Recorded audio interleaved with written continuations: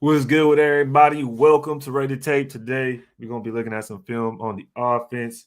Raider Nation, 12 o'clock, December 8th. How's everybody doing? It's hump day. Let's get it in. Film breakdown. But let's talk a little bit about this Jim Harbaugh news. What is y'all thinking? What is y'all feeling? Let's see who's in the building. ONT6 Soldier says, damn, I'm at work. I'm going to miss it. You already know you can hit that replay, man. You already know you can hit that replay. SoCal Nation says, what's good, Nation? Let's get it. Yes, sir. Holly, how you doing? Ray and Jeep Nation. Yeah. You know what time it is. Alberto, what y'all think about Harbaugh? Let's get into it, man. TC, I see you, brother. Town Business, White Tyson in the building. Yeah.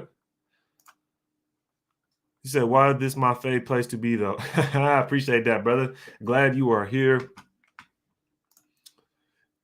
Gunsmoke Games, what's good with you, man? Ready to earn. I see you, folks. He says, I'm with it. Yes, to Jim. Yes, sir. Yes, sir. Man, Jim Harbaugh. What do y'all think about Jim Harbaugh? Would y'all really want to get Jim Harbaugh, though? Would y'all really want to get him? Yeah, I don't think Mason Blue says, what up, Ray? Not going to happen. I'm going to give it some time. I don't think it's going to happen. But I didn't really want to just start off and just automatically say it's not going to happen. But I don't think so, man. I think he would probably end up staying with Michigan, but I don't know. This is the second coach we're talking about. Just the other day, we were talking about Dabo Swinney.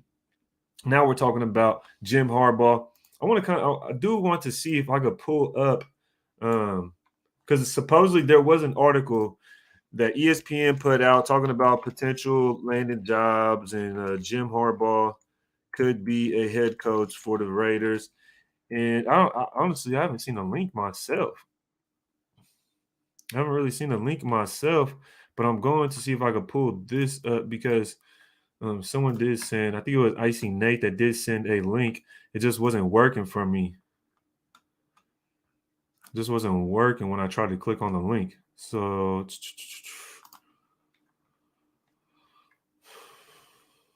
okay, I think I did go on it, but there was no link to the actual article. That was the thing. I believe someone put it out there, but there was no actual link to the article. So it's like, what's the whole point to even put it out there? Or did they delete this tweet? Did they delete the tweet? Hold up. Yeah, because every time I click on it, doesn't work.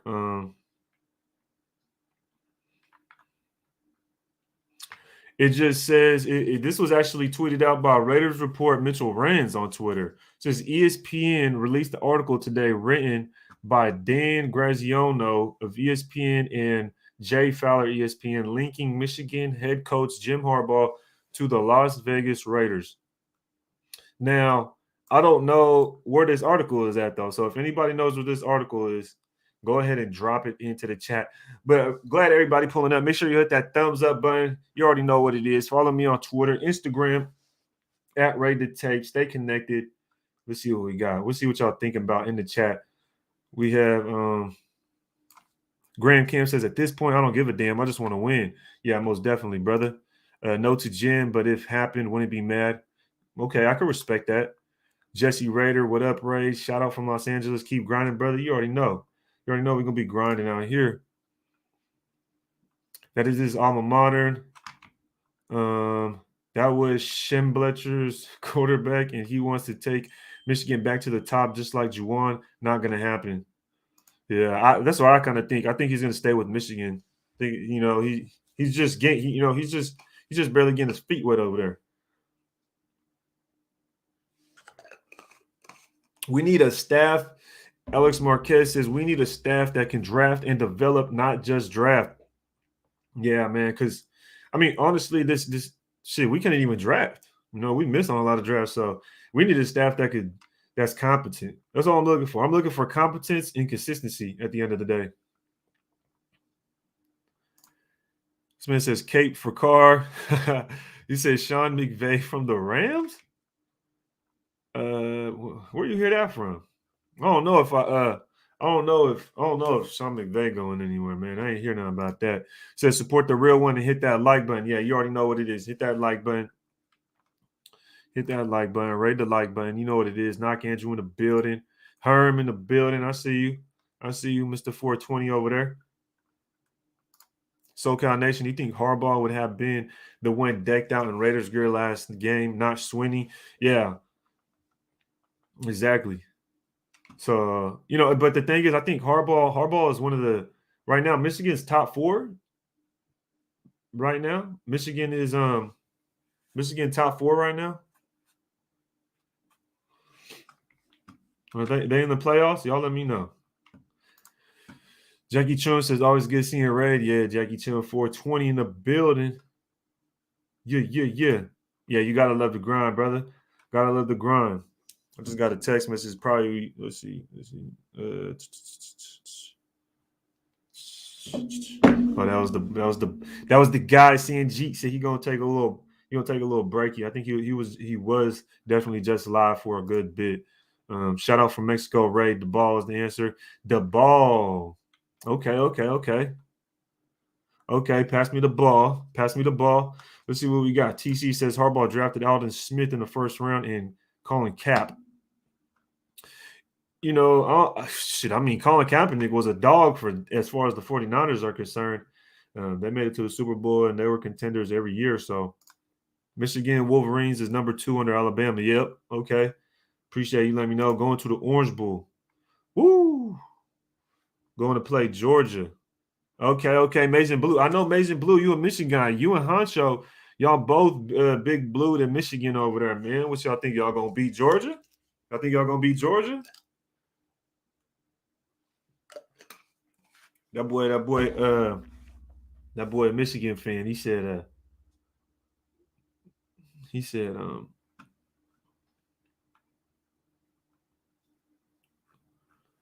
they playing Georgia. Let's get it. Gun smoke. GG says, hey Raid, where can I get some swag? Oh, brother. What do you mean by that, man? You asking for some gear? What you asking about? You asking for some class? You asking for a little jug? You asking what you talking about, man? You say, hey Ray, where can I get some swag? You talking about swag like some game?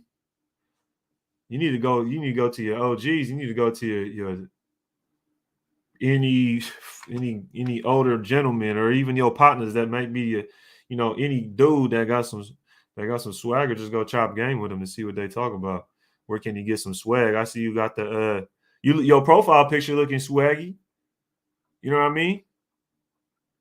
You got the little getting your clones going on. Getting your clones going on. Fermentation. Should I say that? Fermentation, getting your 420, getting your Humboldt County on. All right, let's see what we got. I'm not playing around. Looking at it, Harbaugh is not a bad option to get us over the slump. Definitely not. Harbaugh got NFL experience, and that's the number one thing that I would like about it because, I don't know. I'm not comfortable getting Dabo Swinney. Personally, that's me. I don't really know if I'd want to go Dabo Swinney route just because I don't know how his transition to the NFL is. I don't know his history on the NFL either. Was he ever an NFL coach? You go from teaching basically kids to grown men. Some of these men, 30 years old. They've been in the league, they've been in the NFL longer than you. So I remember being in the Army and a lieutenant would try to, you get a brand new fresh lieutenant and you've been in the Army longer than them, twice as long, 3 times as long, whatever the case may be. And they just try to act all, some type of way. They're the leader at the end of the day. They all rank you, whatever the case may be. But that stuff always comes into play as well. Not a lot of college coaches just come in and just, do the damn thing. Jesse says, Ray, do you think we need a hard-nosed coach that takes charge? I don't think so, man. I think that's in the past. I think you got to really think about how the generations are, right? If we have people still, ripping helmets off and punching someone in the face, then yeah, you probably need but no, not today, man. You got a lot of chill head coaches. Like they'll snap, but them coaches, they're younger, they're cool, they're a little laid back, but when they need to get on toes, they will. They know how to address players because this generation is just different. You can't address players all raw sometimes because they'll bounce back at you. and you got to come at them with some respect and correct. Sometimes I feel like, and so like for instance, Louis Riddick. I don't want Louis Riddick as a coach. I'm not saying that or anything, but I'm saying that attitude, that personality. Sean McVay, he's a little more chill. Kyle Shanahan, he's pretty chill. He got some cool personality. So I don't think we need no raw stuff, man. I don't think we just had that in Gruden, and I'm not saying it doesn't work, but I think having someone relaxed, chill, young on the sideline, you know what I mean, witty, funny. Can relate to the generation, then yeah, most definitely. I think we should go that route, man. But I see my boy Sanjit in the background. I'll pull him up once he gives me the thumbs up, man. I don't know if he still got ketchup on his cheek or something. He was just eating, he said. But I'm gonna go ahead and pull him up, man. I'm gonna go ahead and pull him up, man. What's good with you, bro? What is good, man? How you doing? Sanjit in the building. Yeah. I'm good, man. We talking about some coaching options right now. We talking about Jim Harbaugh. A little rumor came out. Haven't read the article that supposedly was dropped that linked him to us. But we're talking about Dabo Swinney as well. What do you think about those two guys? Yeah, I think those are both coaches that have proven themselves. It's not easy getting a coach. A lot of these coaches have their own, they have a bunch of options to go wherever they want. I know people want the sexy names, the top tier coaches, but realistically speaking, if we get lucky with these guys, great, but we're going to get stuck with a guy like Rich Bisaccia, right? Not him specifically, but that type of caliber of coach, someone that's unproven. Sometimes it works, sometimes it doesn't. Again, I would love Harbaugh. I think Harbaugh would be a fantastic coach. He's proven it, right? He took Colin Kaepernick to the Super Bowl. Yeah. Right. And I know they had a good team, but Harbaugh did some good things over there. Most definitely. And I think but I think a lot of people, I feel like they want to go in a certain direction with this team. And I think Harbaugh, either one, has proven they can really coach a team to have a good defense with a mobile quarterback on the other side of the field. You got Colin Kaepernick and Lamar Jackson. And personally, when Lamar Jackson, when I heard he was going to the Ravens when they drafted him, I said, man, he's going to do fine because he's a Harbaugh. Yeah. Look what his brother did with Cap. And I think Lamar Jackson is a lot more mobile, a lot more, twitchy than Kaepernick as well. So he just doesn't have that rocket. He just doesn't have that rocket. But I think as far as the Harbaughs, man, either one, I'd be all over it, bro. Especially with the fan base wanting a new quarterback, bro. If we were to get a Harbaugh and some type of Justin Fields, we'd be on a different kind of level. But the thing is why would either of the Harbaughs leave their current situations, right? That's going to be the question. Exactly. Why leave to go rebuild when both got good things going? Yeah. And Harbaugh, we was just talking earlier. The chat was telling me Amazing Blue, he's a Michigan fan. Okay. I know him and Honcho are Michigan fans. They go back and forth sometimes. And he was saying in the chat that, they're top 4 right now. They're number 2 behind Alabama. He was saying, so if they're in the playoffs, why would he want to leave after he got this team all the way into the college playoffs? So I think they're like 12-1 or something. They're doing good. They're doing really, really good. So there's no way Harbaugh. Now interestingly, Michigan fans wanted Harbaugh gone, like end of last year, beginning of this year. Like they did not want him, and it kind of seems like things have turned around for him over there. Mm-hmm. Most definitely, man. But we gotta talk, man. There's a lot to talk about. Yeah.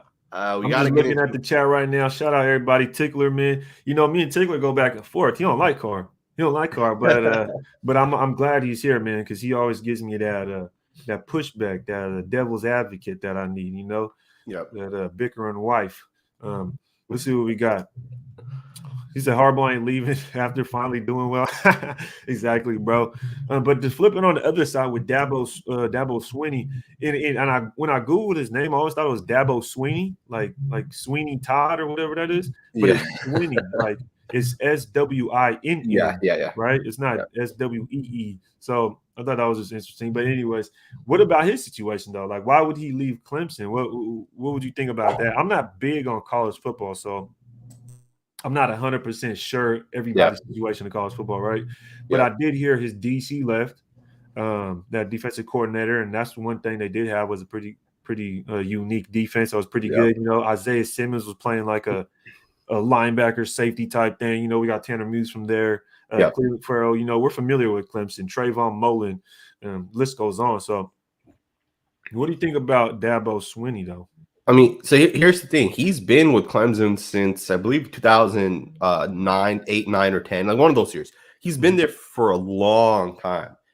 At the moment, besides Alabama, you can argue that the second, because Alabama's the best program in the country. Right after Alabama, it's Clemson or Ohio State. Right? Yeah, okay. You can argue it's either one of those, but it's a top 3 program in the entire country. I don't see why he would ever leave that. Now, if he gets fired, that's one thing. I believe Clemson did have an off year this year. Not sure exactly what their record was this year, but they did struggle a little bit this year. But they'll bounce back. It's Clemson. At the end of the day, they're going to get a bunch of 5-star players. And then outside of that, every other player is a 4-star guy. They'll get 10 guys in the top 100, right? Because it's Clemson at the end of the day. And to me, it's like, why would you leave that to go to the Raiders, where the Raiders have struggled? There's a lot they have to fix. Why leave the current situation to go over there? Now, if he gets fired, that's one thing, right? That would be the only reason why I feel like the Raiders should have any shot at him. So what I would say to that is usually I feel like in situations when a college coach goes to the NFL usually isn't in this kind of situation. Yeah. You know, like when they're kind of having a down year for the college. So then they go to the NFL and then go to a team that kind of needs that revamp, that help, like what the Jags kind of did. You know what I mean? Yeah. The Jags who was the college coach that came before that? Was it Kiffin? Yeah, Lane Kiffin. I mean, that was years back, though. Was it Lane Kiffin? And he was garbage. Yeah. Some coaches fail, man. I think Nick Saban came to the NFL and he failed, right? So I'm just trying to think what college coaches, you know, are pretty successful. What's that track record like, you know? So I mean, well, you also have to look. I believe like John Gruden was a college coach before he became an NFL coach. I think most NFL coaches, majority of them, were college coaches before they get into the NFL. It's different. No, I agree, but usually they taper it in, right? Like they'll start exactly. There's some type of coordinator, not even a freaking defensive coordinator. They're like a quarterback coach, or they're a surveyor. That is fact. It's going straight to a head coach job, especially for the Raiders. You better be on your toes, boy. You finna get ain't a lot, but yeah. You know, I almost feel like I've been trying to do some research on who some of the coaching candidates are. Obviously, we know like Joe Brady. We know about the Chiefs offense coordinator.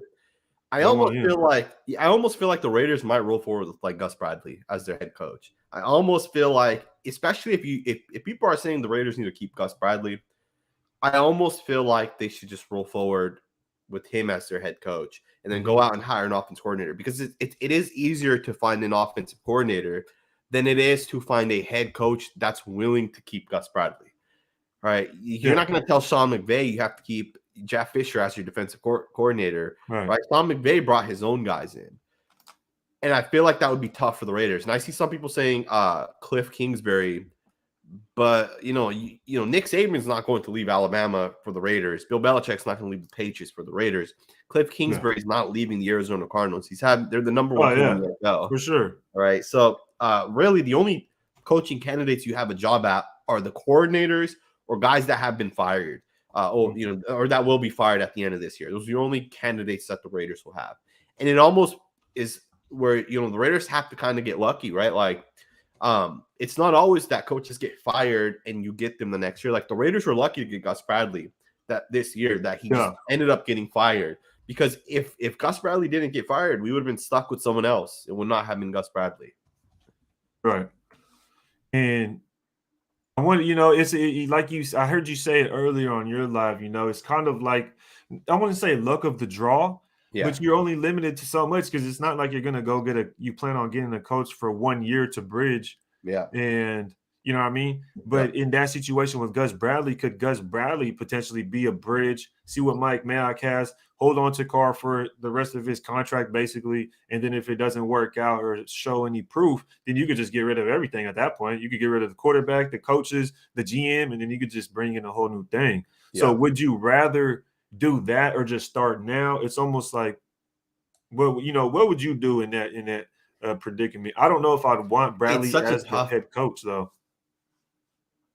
It's such Yeah, a tough decision, right? Because you can also argue that Gus Bradley became a head coach for the Jags and he failed as a head coach. But you can also make the argument that that was his first head coaching yeah. gig, right? The Bill Belichick Jags also have never failed. been good. Yeah, and Bill Belichick also failed as a head coach at one point, right? I Yeah, also think that like your second year or the second time around as a head yeah. coach, The second stint. Yeah, you kind of know what to expect. And I almost feel like Gus Bradley, if he did get a second opportunity, he could be much better. Players love Gus Bradley. Like let's yeah. be honest, right? So with that being said, like I feel like it could potentially make sense for the Raiders to do something like that, where they give Gus Bradley that opportunity. Um, it's going to be interesting. It's going to be very interesting. All I know is Rich Bisaccia should not be the coach. He's not a good coach. Oh, I've I seen 100% enough of agree. his decision Yeah. making. No, 100% agree, man. Project 1337 says keep Gus as DC. He isn't head coach material. Let him focus on building the defense. He was 14-48 as head coach. Just I'll go ahead and respond to that. I guess is that the Jags suck, man. I don't know. I don't know what you would really expect to do. With the Jags. I'm sorry. What coach has been successful with the Jags? The coach right behind them was, I guess you can say.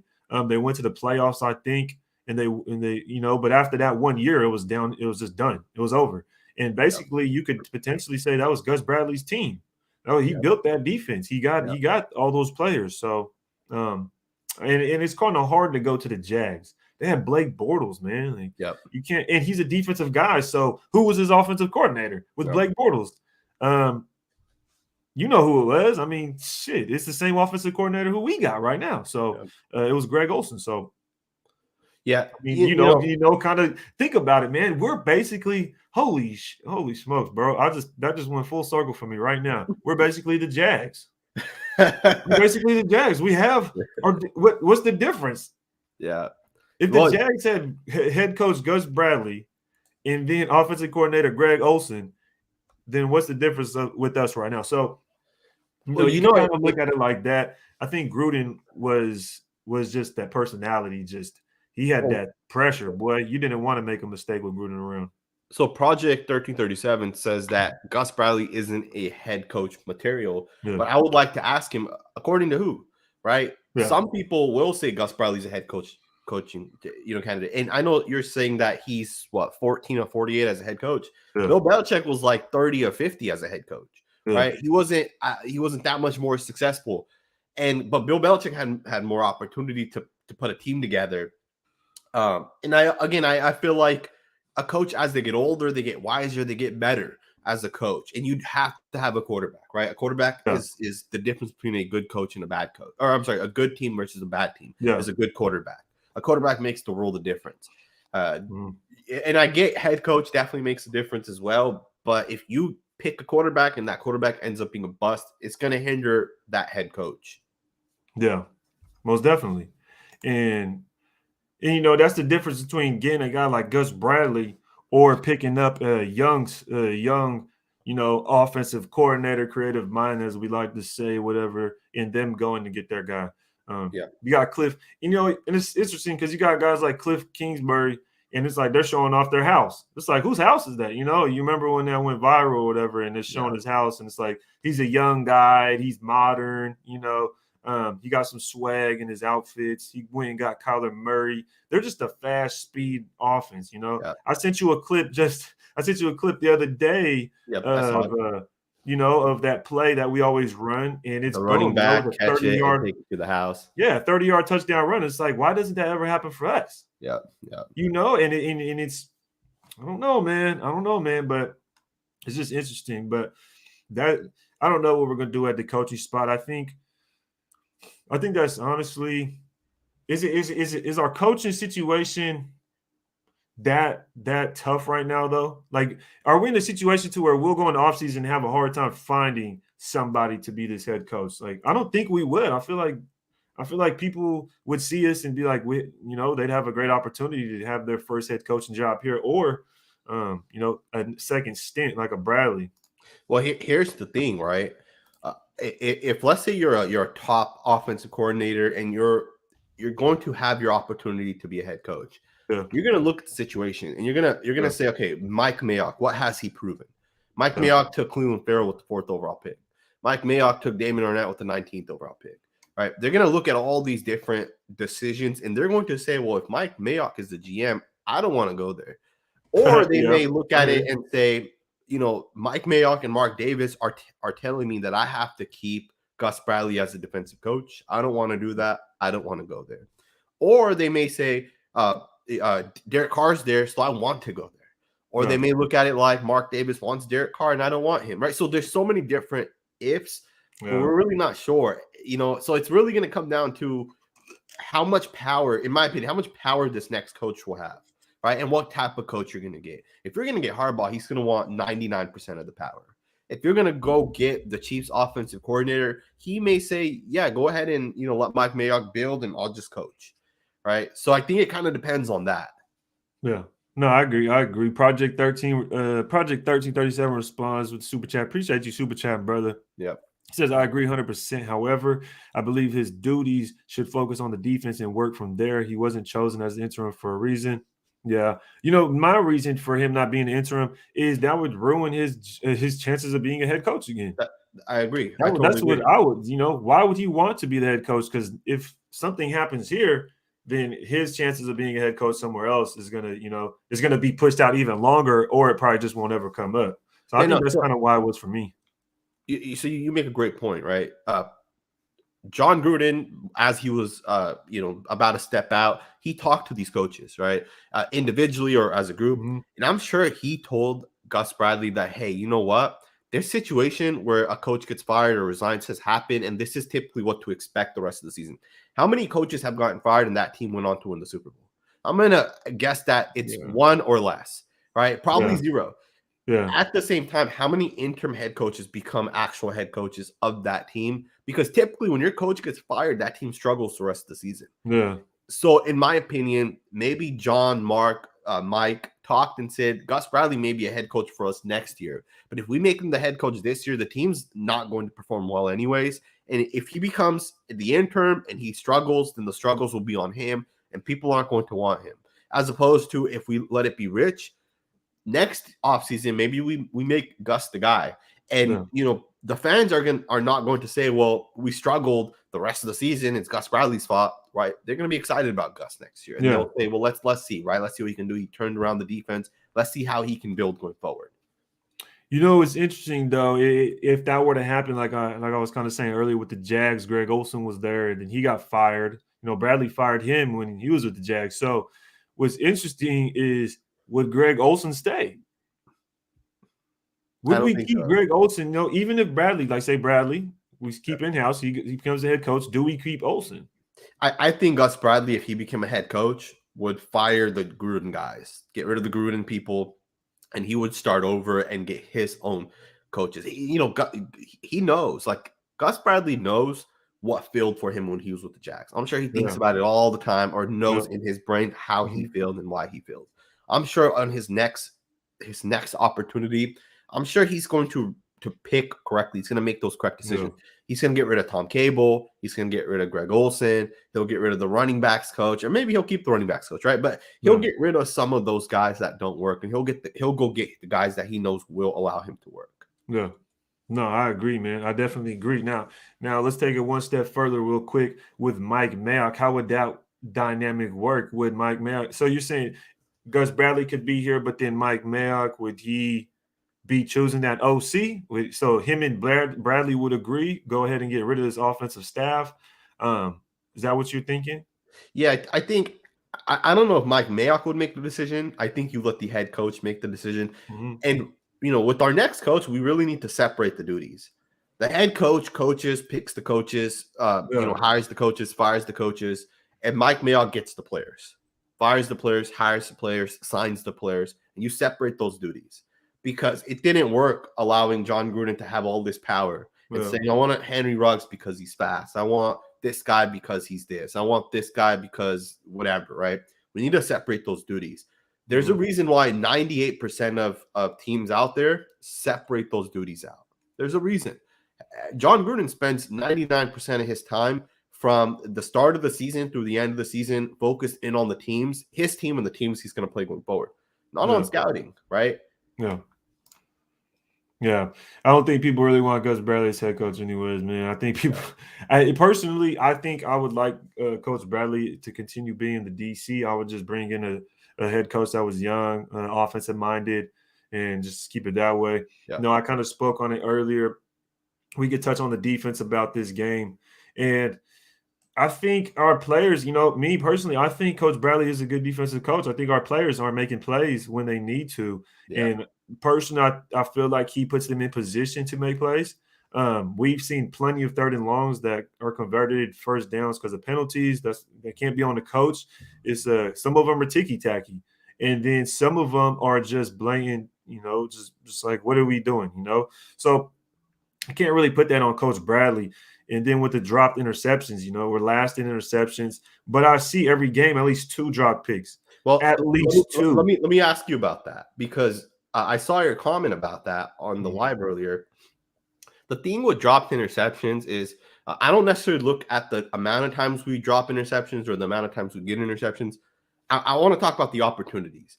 Are the Raiders having more opportunities, less opportunities, or the same amount of opportunities at interceptions? Because every team drops interceptions, right? I would argue the Raiders have less opportunities at getting interceptions because we don't blitz, we don't do things. We really rely on the quarterback to make a bad throw. That happens once or twice a game. In my opinion, you look at the Dallas Cowboys, they blitz and they make those opportunities. They don't have 2 bad throws as their only opportunities. They blitz and hit a quarterback and get that 1 or 2 extra opportunity. Right. So do you think that the Raiders have less opportunities at those interceptions, more, or about the same? Oh, I can't. It'd be hard to say. I don't think we have too much more or less. Honestly, I just wouldn't say that. I think if we caught 50% of our interceptions, then it'd be a lot better. I don't think. Just my example, right? I said it earlier. I know I said it earlier. Casey Hayward drops the pick, and then Hobbs catches it, and when you watch it, it's like, bro, there's no excuse for that, bro. It hits you right in the hands. If Hobbs wasn't there, that's a drop pick. Yeah, it's a drop pick, right?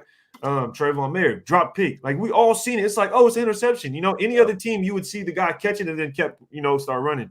It's a drop pick, and it's like, oh my gosh. And then earlier in the game, Casey Hayward dropped a different pick. Yeah, it was another pick, and he dropped it. And I think it was another one, but it was Hobbs that dropped it. But I don't know. But I see too many times you drop picks. I mean, against Pittsburgh, blatant drop pick, by Casey Hayward. And there's many more games. I might just have to go throughout and just start putting. He dropped one against Patrick Mahomes too. Right? So, Patrick Mahomes. And then also Max Crosby having more penalties than sacks. That's inexcusable. It's just inexcusable. Those are first down. So every time you get a first down, you're dropping picks. That stuff's just inexcusable for me, man. I'm sorry. It just is. There's guys out there doing diving interceptions. Guys pitching the ball from out of bounds back in bounds to their own guy to get interceptions and stuff or to get the fumble recovery. We can't even catch like a blatant ball like straight into your hand. So yeah, I think Bradley definitely puts guys in position to be good. Think about it. Even if that's the case, I would still want to keep him to draft at least. Yeah. At least build this defense and then get rid of him. Because Nate Hobbs, Trayvon Merrick, Malcolm Kuntz might come up and do something. He recruited half of this defense. Absolutely. Casey Hayward, Yannick Ngakoue, Denzel Perriman, Teamer. So I definitely think he's a good DC to have around, man. I do, man. Yeah. I totally agree with you, man. I totally agree with you. Tickler says, honestly, even if our secondary gets the pick and puts DC in good position, DC isn't scoring touchdowns. We scoring field goals. Yeah, man. I know you love it. TC, yeah, Gus can draft facts. Yeah, man. He went and got Derwin James, Kenneth Murray, Kenneth Murray, who I want. He drafted everybody I wanted. It's funny because, the whole time I wanted Derwin James, he got him. Kenneth Murray Jr. got him. Asante Samuel, they got him. I liked all these guys. And then we get him, and then I wanted Trayvon Merrick, and we go out and get him. So I think it's kind of funny. I don't know if me and Gus Bradley think alike, but I think if he was with us, we would have got Devin White or Josh Allen and not Cleveland Farrell, man. And I think it's I think he would have definitely put said a word or two. So let's go Absolutely. ahead and hop into the film, though, man. Now, do you have actual tape pulled up? Yeah, I got it pulled up right here. Okay. Oh man, this is gonna be bad because. Go ahead. Let's do You this. said this is gonna be bad. All right, why you say that though? Well, because you picked all the clips, so No, it's just the whole thing, and I just fast forward. okay. Like it Perfect. could jump forward from play to play. Perfect. Let's do that, And man. it's like I'm excited. I'm really yeah, excited for it has this. a 30-second like skip button. So I got Okay. to start, and I'm just gonna go over the offense, man. We'll just look at Okay. the offense, and I think this is what we need. This is what we need. You know what I Absolutely. mean? Definitely. Project again with the super chat. Appreciate it, brother. Only person out here putting on for the team. But make sure y'all hit that like button. He says, I feel like we dropped game-changing interceptions. I agree, man. I mean, you I can't mean, we have a win defeat that. against I don't we think have a it's win against the Washington football team if Merrick makes the yeah. interception. Yeah, I'm not blaming the defense or for Yeah. anything. I'm just saying we Coach Bradley puts players in positions to make plays, and we're not. Yannick misses a tackle 5 yards in the backfield on a 3rd and 1, man, Yep. and they get the first down. Absolutely. Like, bro, That's game the changer. Washington football team pitches a ball 5 yards behind the line, and Yannick's there. We miss it, and then they get the 3rd and 1. And to me, I'm like, bro, you're in position. The coach Yeah. can't make the tackle for you, man. So Absolutely. Those are the differences in the game, right? We have some opportunities. We have to convert those opportunities. most definitely. So yeah. Let's see what we got though, man. Raiders last in the red zone defense. Yeah, man. Let's just get into this though. It's almost time. I'm gonna try and keep this up. I can't really see because I'm gonna have to look at the other screen to press the buttons on that. But I think it's nice and clear. Can everybody see that? It looks good to me. Everybody can see that. This is the first drive of the game. Looks like we're at our 24-yard line. Looks like our 24-yard line. All right, let's get it, man. Let's get it, man. Let me get this super sticker real quick. Mike Castle, bro. Mike Castle with the super sticker. Appreciate it. Appreciate the support, man. Stay tuned, man. We're about to hop. We're just starting for this film session. So let's go ahead and hop into this first play, man. Get a little movement from Zay Jones. And this is just your little, how do you feel about these kind of plays? I feel like this is just that West Coast. I hate these plays, bro. Bro. Why? I would rather have an incompletion than a completion for 1 yard. I'd rather have an incompletion 10 yards down the field. Yes, I totally agree. I do not like these plays. The receivers don't go anywhere.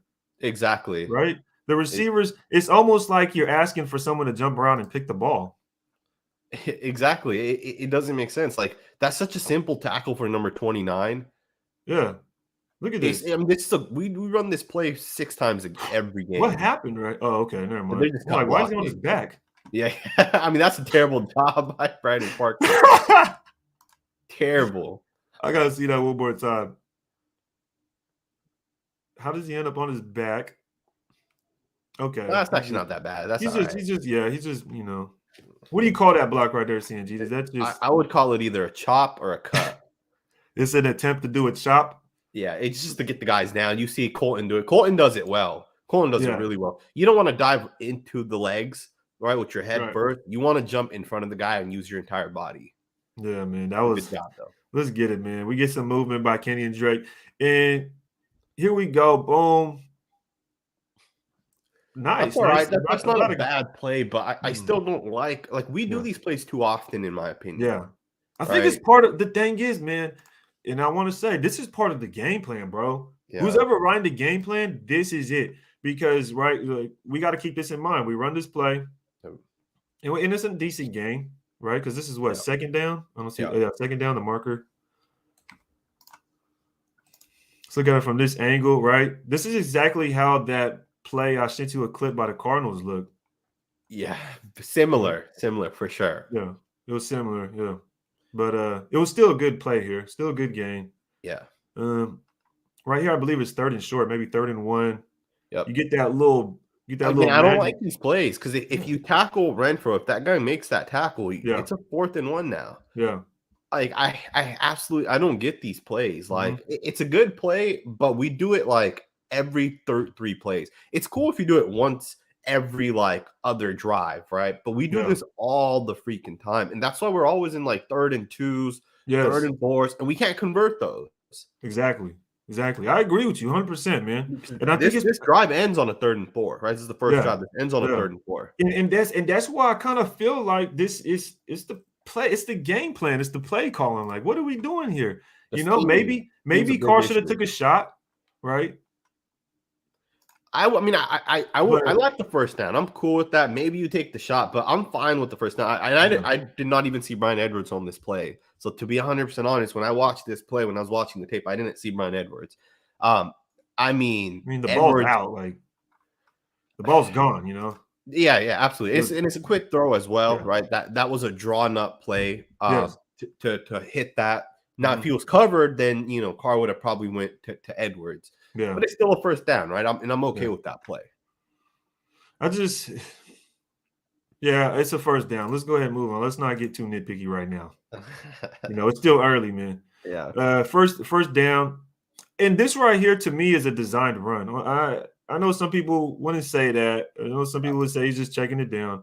But this is the designed run to No, me. this is not a check down. This is a designed play. This is meant to throw to Josh Jacobs. Yeah. This is a And he's, design play. see if he can go make a guy miss and, pick up, maybe 7-8 yards or, 50. What's interesting is people say a throw to a running back is always just a check down. That's not the case. There's designed throws to the running back. They're not all check downs. A check down is Derek makes his progressions and then he throws it to his running back as the last option. That's a check down. That's a designed throw. That's not a check down. And the thing is people like on Twitter, for example, will always say, oh, you want him to throw it deep one time and then check it down on another. It's not always necessarily a check down. It's just but go ahead, man. Go ahead. Okay. Let me get this. Got a super sticker from Souza. Appreciate you, man, and the support with the super sticker. And then we got a super chat from the boy Mo Dizzle in the building. Appreciate you pulling up, Mo Dizzle. Appreciate the support. Says Tampa Bay has more passes behind the line of scrimmage than us, but they make them work. That's the difference of an AB, Godwin, Evans versus Jackson, Zay, and Edwards. I agree. I would say that. Not everybody would say that. I can't speak for everybody, but I would say that. I think that is what makes the difference because I brought it up a lot of times. For me, talent is someone you could throw a 5-yard pass to, and then they could take it to the house. I don't think we have that. I don't think we have anybody we could dump it down to, we could throw it to, and then they make 3 or 4 guys miss and take it to the house. I've seen multiple players do that across the league, but I just don't see us having that kind of player. Even as good as Waller is, he's not the best at making guys miss or breaking tackles. He's just fast, and he's a big target. So let me ask you a question. Do you think the Raiders could do a better job of getting guys open, maybe like 8 yards downfield, where they only need to make one guy miss, and then they are able to take the distance? Because I see a lot of like 2-yard throws. And on a 2-yard throw, you got to beat 5 guys in order to score a touchdown. I 100% agree. I think it's the game plan and some of the play calling. That first play we seen where everybody's doing 2-yard curls. Yeah. And what's the point? What the hell's the point? One thing I love about watching Rodgers and Adams is that they'll be able to do a 5-yard out route on the dime. Yeah. Someone's playing the back a little bit. Okay, for sure. We're going to take that. They'll throw it out to, Adams real quick on a 1-yard pass while a guy's backed off, and he'll run and make that guy miss and get 8 yards on that pass. I feel like that's better than having them go run a 2-yard route, turn around and try to catch it. Absolutely. I'd rather you just throw it out to them real fast and just see what they could do in front of the corner. Make that corner miss and go up. So, I don't know. We need more of that. We need more of that. That kind of play, in my opinion, not these 2-yard whatever. Let's go on to this next play. I think this is second down now. We'll figure it out. Second down. We get a little run here, a little movement, cut back. I think there's a little zone run right here, if I'm not mistaken. Boom, cut back. Yep. How many yards was that right there on that play? Looks like about a gain of 4. It looks like we have the ball on the 45-yard line. We had some nice runs this game. Not nothing crazy, but we had a lot of like 3, 4, 5, 6 yard runs. It was I about know Josh did have one big one too, but I about feel like the running game played a little bit better. Yeah. Yeah, this was the 3rd and 4 right here. And I don't know if anyone was necessarily open, but these are the types of plays that I look at and think, well, what the hell are we doing? Like, why are guys and maybe Brian Edwards is open. I would say that. I think Brian Edwards runs like a short little post. And I would say Derek Carr, I don't know if I showed this play. This might have been a play that I took out. But I think if Derek Carr throws Brian Edwards before he even makes his cut, if he puts that ball in there, it's a catch. Oops. Would you say that that's a missed throw to Brian Edwards? Yeah, it's hard for me because when you watch his head moving, when you first start the play, right? Yep. He's looking to his right. Mm-hmm. He's looking to his right. His progression, that's his last. I feel like that's his. Well, obviously the checkdown is his last read, but I feel like he gets there a little late. Right? He would have had to been throwing it already. I feel like. Yep. Edwards, he would have had to been already, ready right now, to throw he would throw the ball right now. It would have been too late. I feel like, Yeah. But when you slow it down, it does look like if that was his first read, I feel like he would have got it. See, but the thing is, it's like I look at this play, right? And if Derek Carr's reading, like if he's making his pre-reads and he's looking at what he should see before the play begins, what makes him look to his right first, right? Or is it that it's the West Coast and his reads start to the right, and then from the right it's just the check down? Was Brian Edwards never even an option on this play? But if his reads were to the right, why not throw it to Hunter Renfrow at the top, or at least attempt it? Maybe try throwing it over that corner at playing the flats on the top. I don't know if the corner's there; he's in a good spot. But what's the point of throwing it to a running back for 1 yard? Right, the running back's not. It obviously just throws it away, right? It's more of a throwaway. But in your opinion, should Derek have done more in this play, or is the throwaway because no one's open? Fine. Well, I think the reason we're looking to our right is because that's where our targets are. Right, there's only one receiver, so if you wanted to look at your first look at trying to read this guy first, you would already miss these opportunities. Yeah. Right. If this is your first read, then you switch over here. You would have been missed this. You can't look here and then switch back and throw. So I think you start from your right, work to your left, and nothing was really there. Because I feel like if he tries to throw it here the moment he looks, it's too late. Yeah. Well, another thing is I almost feel like Foster Moreau runs a wrong route here. Because go ahead. Yeah, a lot of these routes are side adjusted routes. Foster Moreau stops right in front of a player. Why do that? Why not cut to your right or cut to your left? Why stop yourself in front of a guy? The Raiders run these side adjusted routes. These guys can make different adjustments. And I almost feel like him stopping right there makes no sense. Go to your right. To your point, imagine if he did go inside. This linebacker seeks down, and then you get this. Yeah. Right? But I don't know, man. I've been hearing that people, just something I've heard from people is that some people have been running the wrong routes, and people have been missing assignments. We've seen guys run into each other on blocks, so as a quarterback, it's probably hard to, trust everybody because, you sitting there and you watch the tape, it's like, damn, you see two guys run into each other. And we're going to see later on in this film, we'll see a guy run the wrong route again, right? So I don't know if this is the wrong route, but I think it might have been too late, but he definitely could have hit that, right? No, if he hit it early, yes. Yeah. But even right now, like the next 1/5 of a second is too late. That linebacker closes it down, Yeah. Let's go ahead and move on, though, man. And I think we pumped the ball at this point. Yeah, it was a tough drive. I mean, I don't even think we had a third down on this drive. Did we? Oh yeah, we did. Had a third and one with that Renfrow play, but I think we picked up 2 first downs on this drive, and that was the third potential first down. Yeah. But yeah, like it's crazy because the first thing I made a video yesterday, film breakdown. I don't know if you saw it. I think you may have. But the first thing I talked about that I find issues with the Raiders is the scheme. I really feel like the scheme is the worst part of the Raiders. Okay. Terrible scheming, in my opinion. I hate the 1, 2, 3 yard passes. Yes. Josh Dubow, I'm not sure how you say his last name. Yeah, he posted a stat that Derek Carr had a net yards. Oh, you talk about Josh. Oh, I thought you were talking about the OC for the Bills. Yeah, Josh No. LeBeau. Yeah. Yeah, bro. He, He's he, on. he He's on card. He's on car. He posted a stat that Derek Carr had like a net of 0 yards at like halftime or maybe the drive before half because he had so many throws behind the line of scrimmage. Yeah. Which is crazy to think that. Mm-hmm. But based on that and the plays we've seen so far, would you say, that he had many opportunities to throw it? Because I feel like in a lot of predicaments, it's like if he doesn't throw to that one guy and that one, on that one chance he gets, then it's like a bad play. I think Derek on that first drive did all he could do. Everything that was set up, he made all the proper reads. I didn't have any issues with that first drive, right?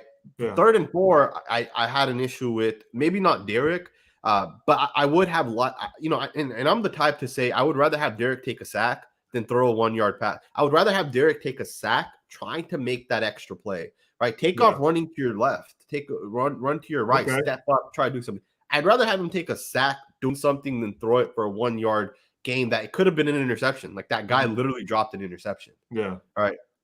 And that's how I think, right? And I feel like Derek doesn't want to do that.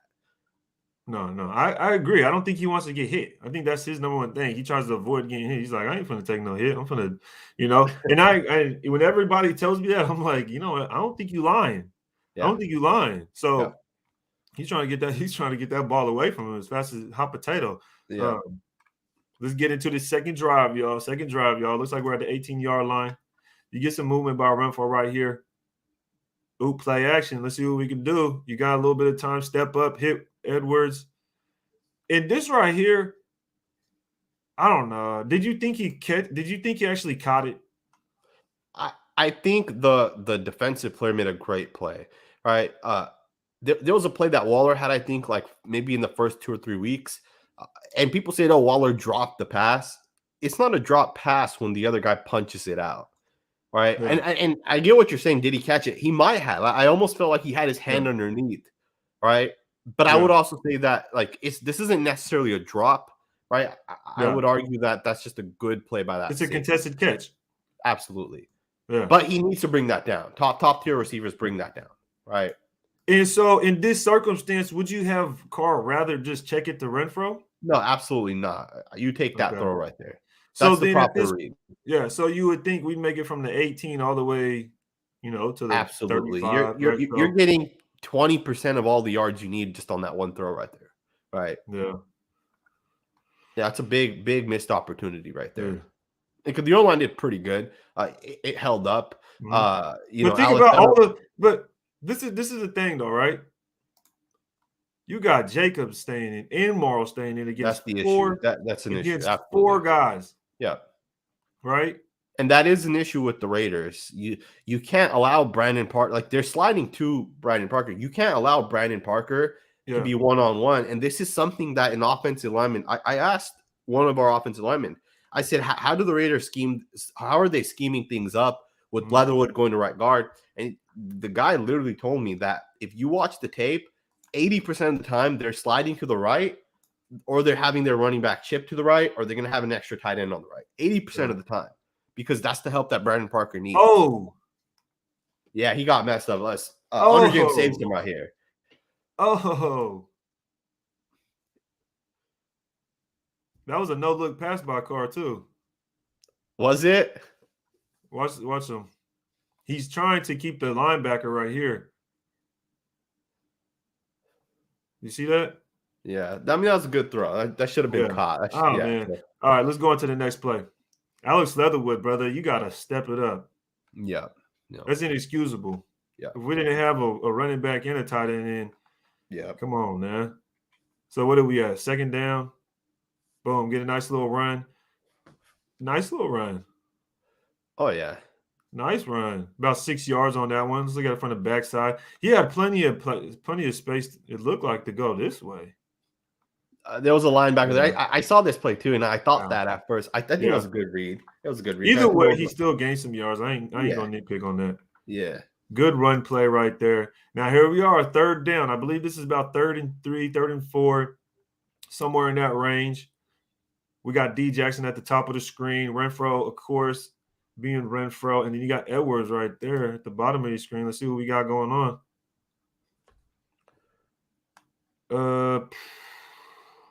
This was the hold on Leatherwood. Yeah. And then So he threw the second ball drive, away. so, boom, top of your drop. We're at the top of the drop. Let's see what we got. Someone's getting beat. He looked for his check down after a couple progressions, but What do I you think? Do you think there was room to throw? I can't tell who that receiver is at the bottom. It looks like it's Brian Edwards. Do you think there was room to hit Brian Edwards right there? see what we're looking at. We're looking to our left.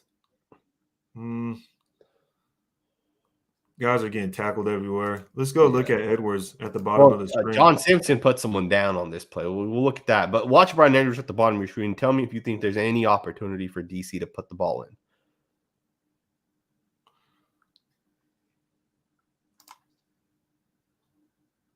Let's look at that one more time. Boom. Right there. Do you think there's the opportunity for DC to put that in? Not necessarily over the linebacker, but like right between there. Like in between him and Edwards? Like zip it right here? Yeah, or even above behind that linebacker, in front of that behind safety. the linebacker. And man, that's fucking bro. Honestly, I don't know. Honestly, I feel like that's tough, man. Go one frame forward. What about right there? The safety's running backward. He's not running forward. I think at that point he's not even looking. Yeah, he went back to his right. It looks like he went to his check down, which I think this is one of the issues, right? Is he goes to his check down too quickly. And I get there's pressure, but instead of checking it down, run to your left. If you get sacked, you get sacked, right? Because your check down's not going to pick the first down up. Not a terrible play because I get it. He got pressured. And these are some of the growing concerns, right? That the offensive line has to get better, and it will. Absolutely will get better. But that's going to take time, right? Yeah.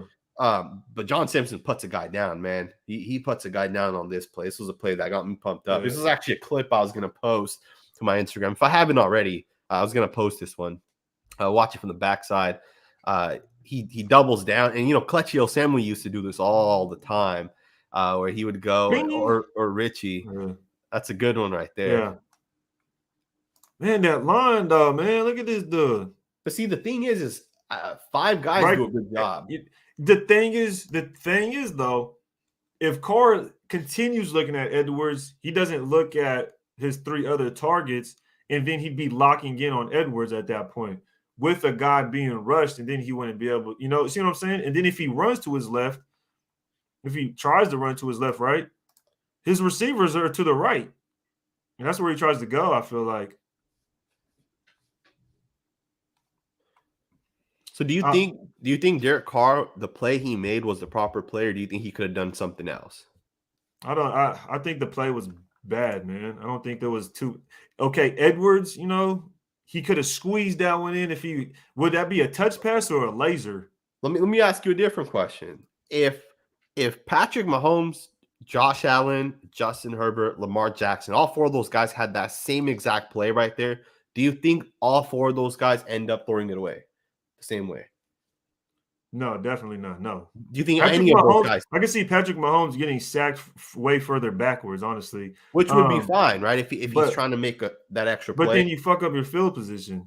I don't think it's that big of a deal. I would rather, because, if Patrick Mahomes messes up the field position, one of every 4 times he would complete that pass and they'd get a first down. Yeah. And if he gets sacked the other 3 times, which one isn't even the statistics, it's not even like that, right? He would pick that up, or at least he wouldn't be sacked one of every 4 times. He would be sacked like one of every 10 times in that situation. Personally, I don't think they run no type of play like that, to where you only have one guy in a small area of opportunity, right? You only have this one opportunity to make this one play, and it has to be at this time. You know what I mean? Yeah. And because you would have had to be looking at Edwards for so long, or at least think about throwing them to him in that specific even if it's time. Even if it's not Edwards, what are the other guys doing? Right? Like, I saw Deshaun Jackson and Foster Moreau coming across from right to left. They're running drag routes. Mm-hmm. They're pretty close to each other, which I'm not sure why that was the case, but there was the puck was already broken down. Yeah. By the time he looked back to his right, the pocket was broken down. Yeah. I mean, I guess I don't know, man. That's kind of why I want Mariota to go in. So, because I personally want to see what we have on this team, and that's the only Yeah, way we're gonna show. That's the only way we'll prove anything. You know, that's the only absolutely, way. absolutely. Personally, I don't think getting any quarterback right now is gonna do anything that where we want to go. It's gonna take us where we want to go, unless we make the same moves. You know, Absolutely. whether we keep Carr or not. So this is my opinion. But Yeah. here we are on the third drive. So the first two drives, would you say it's lack of what would you say the number one problem is so far in these first two drives? I would say play calling myself. I would say play calling definitely. Third and four, I think both times, third and four, third and three, those are convertible first downs, right? Yeah, Like we have to convert at the end of the day, yeah, right? You have to convert. And again, I don't want to be in a third and three, third and four, but yeah. you have to convert those. Hmm. Yeah, No, I agree. I agree. But are we doing what's necessary to convert them? Is kind of where I'm trying to say because I just don't think, man. I just yeah, don't like I'm saying, if it's third and some change, yeah, and you have a receiver that's like your guy, yeah, it's like, bro, just put him on the outside and go get them 3 yards. Whether you hit a slant route, whether you hit a comeback, an out route, y'all gonna have something worked out. But we're over here doing these plays to where it's like, bro, you only have one, you only have one opportunity, and you're not even yeah, gonna know where it's at. You're gonna have to yeah, guess. You're gonna have to be looking directly where it's at. And yeah. I feel like other quarterbacks who already have something in mind to where they're like, oh, I'm going to tell, Brady's like, oh, I'm going to tell Evans to do this. Oh, I could just look at Gronk and tell him to do this. And we're just going to get this real quick. You know what we No. you know what we should be doing, because we're breaking down Carr, which is great, but we Yeah. should go and watch the other quarterback and see what he's That doing. would be that would be fire, bro. Yeah. That But all would right, definitely be let's do fire. this one, man, because I do got to get to work Yeah. sooner than later. All right, man. But yeah, That would be fire. But here we are. We're on drive number 3. And yep. we get our first. We start off at our 9-yard line. It looks like we start off on our 9-yard line. We're getting a little 1-yard run here. Who's Terrible, that, terrible. bro? Oh, extra lineman. Okay, I was tripping for a second. I mean, what's crazy is you look at number 78, right? The extra lineman, and you watch him right now, and you tell me, is Jermaine Illuminor worse than that guy? Because this entire play gets blown up because that guy could not get to his block, right? Highlight 78 right there, and he can't get to the inside, and there goes the entire play. So you're telling me Illuminor is not better than that guy, or DJ Fluker isn't better than? I don't even know who 78 is. Like, I don't even know. That's interesting. Why would they bring him in and not Illuminor? Who is 78? Can someone confirm who that is? Let's see. Barton. Yeah. Barton. It is Illuminor thing, was his thing because of what was his thing about? Like, why did we bring him in and then take him out? I don't think he was that bad to where it was like, yeah, you got to take him out and put Brandon Parker in, because So I feel like you'd look at Parker right now and be like, you got to take him out and put Illuminor in. So there's issues between Tom Cable and Illuminor. There's deep issues between those two guys. According to someone that I talked to, Rich Bisaccia wants Illuminor in, or at least he has made the case for Illuminor in the past. Right. But the Raiders aren't letting Bisaccia make decisions. Tom Cable has the O-line, Gus Bradley has the defense, Greg Olsen has the offense, and Rich Bisaccia is kind of just managing games. Yeah. From what I've understood, Jermaine Illuminor won't be back with the Raiders, right? If Tom Cable's not here, maybe, but I've heard this about Tom Cable in the past too, that some of his ex-offensive linemen don't like him because he's so stuck in the way that, hey, you have to block the way I want it to be blocked. You have to use my techniques and the way I want things done. And that's why guys like John Simpson are in there at left guard, or Brandon Parker are in there at right tackle, because those are Tom Cable's guys. Yep. Right? Illuminor has 6 years in the league. His whole thought process is different. Yeah. DJ Fluker, similar situation. Right, his thought process is different. Although he had a little bit of time with Tom Cable, he also spent a lot of his time with other coaches, right? And I feel like you bring in guys like Parker, it's not working out, right? Yeah, man, it's unfortunate because I think Illuminor is the best right tackle we have on this team. No, I totally agree, man. Here we are, second down. Looks like we have some time See, this is. Let's watch this play. Do you think DC could not have put it into Zay Jones? Like, was Zay Jones covered this entire route? He could have hit Zay Jones on this. Zay Jones is wide open, and what is he doing though? You see, this one right here doesn't make a lot of sense to me, right? Because I believe Hunter Renfrow catches it for what, a yard? No, it's a first down. It's a first down. Oh, was that a third down or? So here's the markers. I see. Okay. Yeah, he throws it for a first. So it's like, I guess it wouldn't be the same because Zay now, could have done well, what about Deshaun Jackson? Is Deshaun Jackson open at any point in this play? I think Zay's was the guy. I've seen this play, and I'm okay with it, right? Me personally, I think he missed it to Zay, but he got a first down, so I'm. Yeah, and I think it's fine. I think this is a good read, but definitely you are right with the whole Zay, and some people on Twitter have tagged me saying Zay Jones can't get open, Bryan Edwards can't get open, and I totally disagree with that narrative. These are professional wide receivers that do this for a living. These guys get open, right? It's not their job to throw themselves the ball. It's Derek Carr's job. And I'm not blaming DC, right? Maybe DC doesn't have that trust. He doesn't have that connection, which is understandable, right? You have to have a connection. We hear other quarterbacks and wide receivers talk about it all the time. You have to have that connection. Yep. Here's another play that I don't like this. I don't like this throw, right? This seems more of a check down to me than it's supposed to go there, right? Because this is a behind the line of scrimmage, and Josh Jacobs makes a guy miss. Josh Jacobs catches it, 2-3 yards behind the line of scrimmage. It looks like it, yep. I mean, I think Zay Jones was wide open once again on this play, and I think that's a 15-yard gain. He could have came right back. He could have boom. He's wide open right now, right? Carr knows the route, right? He's running that deep dig-in route. Carr knows the route, so Carr can throw it before he even turns. That's how quarterbacks throw the ball, right? He should have thrown, in my opinion, it is fine, I guess, with getting 3-4 yards. But if Josh Jacobs gets tackled right away, is this a good play? If he's tackled right there, is that a good play? When Zay Jones was open downfield. I think you should have hit Zay Jones on this. Yeah. Now, to be fair, his John Simpson does kind of get pushed back a little bit, but I don't know if that right. Nah, he still should have made the throw. But golly, what are we doing? Yeah, that boy needed to get some milk. Yeah. He missed that throw though to Zay Jones. He's wide open. In my opinion, just laser it in there. He got the arm to do it. Yeah, boom. He could have hit him right there, Bow.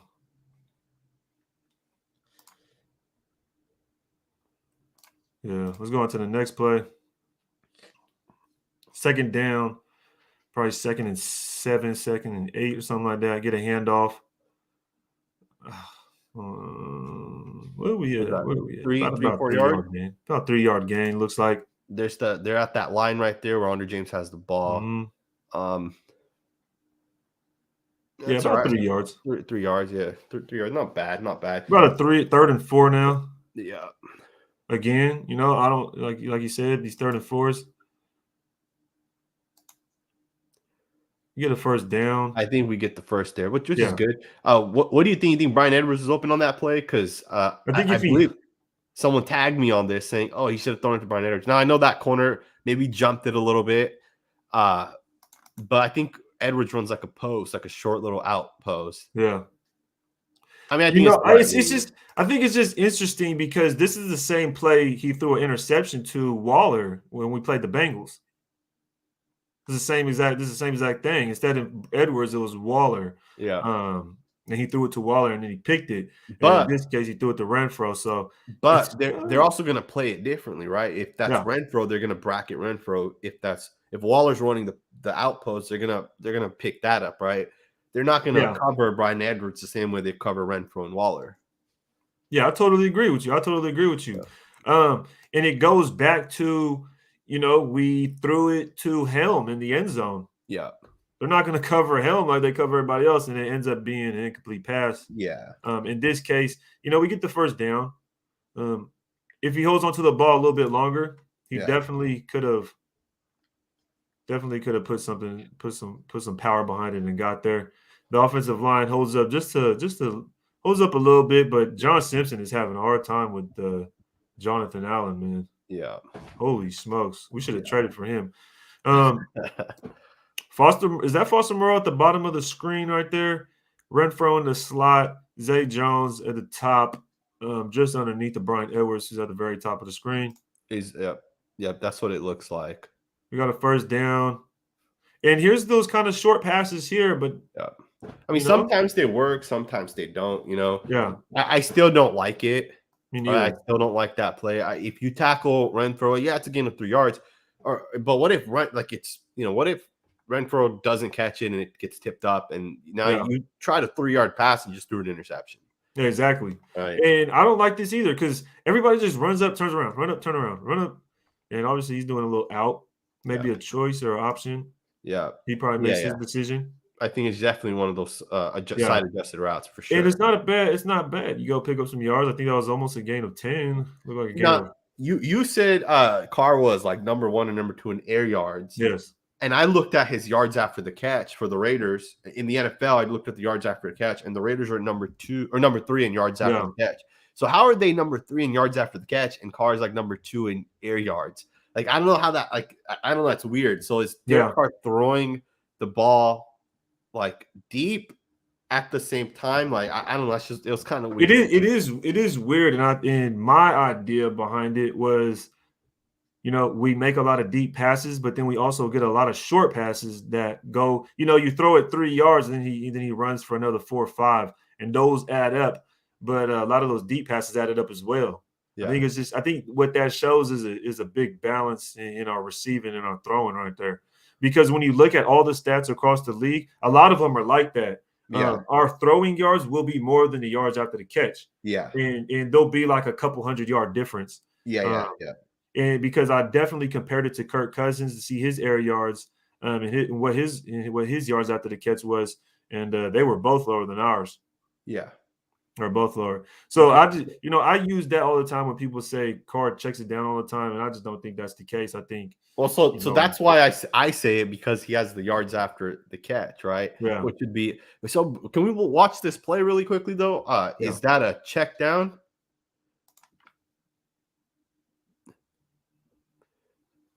So it's definitely a check down. Now, was anyone? Oh, I think was this the Deshaun Jackson? Deshaun Jackson one. Okay. That one's fine. I think we discussed this enough. This is a clear-cut miss by DC. And again, Josh Jacobs makes a guy miss. I know sometimes people say like our guys aren't, and not everybody. I guess sometimes people say like, "Oh, Josh Jacobs isn't doing a good job" or whatever. He did a pretty good job against Washington, right? He had a bunch of catches. He made some guys miss. I think in open space, Josh can make people miss. I think when like the box is kind of stacked, maybe it's a little bit harder for him. But this one was a big play. I think this was a touchdown, or if not a touchdown, I think only one guy, Deshaun Jackson, would have to potentially break. Them right here, touchdown would be that guy if that guy turns around and reads it. I think he gets personally. I think he gets tackled by this guy if he actually throws it, because he would have been throwing it here already. And when you watch the coverage, because when we were playing Dallas, we were getting the same kind of look, right? We're getting Deshaun Jackson coming across, but in that case, we had this guy running with him. There was nobody on this backside. Yeah. You keep going, and you can see this corner is clearly playing here. Yeah. This corner is not playing this. He's not playing this at all. You can just tell the difference in their body language. Look how opened up he is to this upper side of the field compared to he's closed off playing under here. And he's looking. And he's still opened up. And then finally, but at the end of the day, let me ask you the arm to zip that in. Let me ask you this. Do you think it would be possible for Carr at this point to look to Jacobs, maybe pump it, and then potentially come back to Jackson? Or do you think he wouldn't have that time? I don't think Carr trusts a lot of the stuff going on with this team, bro. I'll be honest. And after, especially with this film, I watched it, and I've watched it in the past weeks. Even after we beat the Cowboys, I still thought it was kind of the same way, personally. Yeah. We got a lot of penalties that time. if this was the Cowboys game, we get that penalty at the end of the game when we kick a field goal and win. Yeah. So it personally, it's just that's just kind of how I seen it. I still see this team the same way when we lost Ruggs. When we lost Ruggs, it's been pretty much the same. Well, we're 1-4, easily could be 0-5. But yeah, he could. I think Carr has the arm strength to zip that in, but in his mind, right, pre-read, I think the way he's thinking about it. That's not what he's thinking about. So here's the one thing, though, right? I agree that we could have won this Washington game, but the thing is 15 points is not enough. Yeah, I agree. We're spending 43% of our cap on offense and 34% on the defense, right? Which means we should be scoring more on the offense side of the ball than the defense, right? Defense should not be winning us games in that sense, right? Because we're spending more money on the offense side of the ball. Now, obviously, it's great if your defense can win you games, but I would argue that some of our wins, the defense did win us those games. I would say we spend more on the defense than the offense. Personally, I would say we spend significantly less on the offense because you got to think the cap hit. When you look at the cap hit right now, it's almost equal. I think it's set almost like 80-80 each or 70-70 each or something like that. But what's included in that offensive cap are players that aren't even here. A lot of the players, and these players we traded and released, or they just they got traded or released. And so personally, I just don't think the team is that good. And my argument and my point to that is, bro, I thought we'd win 9 to 10 games. Yeah. So if we lose Gruden and Ruggs, then I see us winning 7-8 games at that point. Yeah. And I think that's what we're gonna end up. That's what we're gonna end up being. I just didn't think we had the talent before the season. Yeah. That was my personal evaluation. I still wanted a wide receiver. So let's go ahead and go on. We got the first down. We're sitting here at about the 47-yard mark. We get a little out route to Edwards. Gets tripped up on this one, but this is what I like personally. I'd rather see this than the quick turnarounds. Go out there, get him get it to him, see if he can break a tackle on that. I'd rather do that. I don't like them turnaround routes, man. Yeah. I feel like they're way too risky. Here we get a weird little run. Yeah, I mean, we picked up 6 yards on that Bryan Edwards run, and I think this was the Kenyon Drake injury, right? Yeah. I don't think he gains anything, maybe a yard. This was a weird block. I've never seen Andre James come around the way he did on that play. We typically don't do that. He had a nice little block too, but that was kind of a weird play the way we block. I think we're trying to try some new stuff there.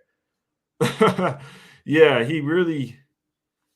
Oh yeah, that was bad. That wasn't a very successful run, man. Let's see. This is this one right here. So we come back to it. Oh, man, that safety, man. This is a beautiful play. I got to give a huge shout out to that safety, man. And so we come back to this, and I'm telling you, this is part of the fucking game plan, man. Yeah. So we come back to it this time with Jacobs. Yeah. This is the third time we ran this in the game, bro. The first time was to Jacobs. The second time was to Drake. Okay. We run this the third time to Jacobs. And the first time, 2 times we did it, it was successful, I believe. Yeah. Now this time, what I would say is this. Bryan Edwards misses a block. That's what I would say. I think he misses the block, and if he doesn't miss that block, it is a first down.